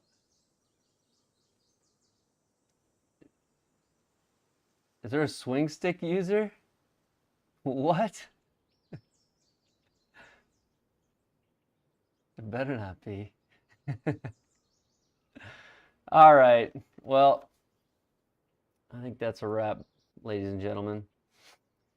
Alan, Edwin, Chris, Jay, Ida, CLW, thanks for putting up with me. Greg, sorry for the poor attitude. Jack, I wish, Vance, DJ, who else we still got? Cole Turbs.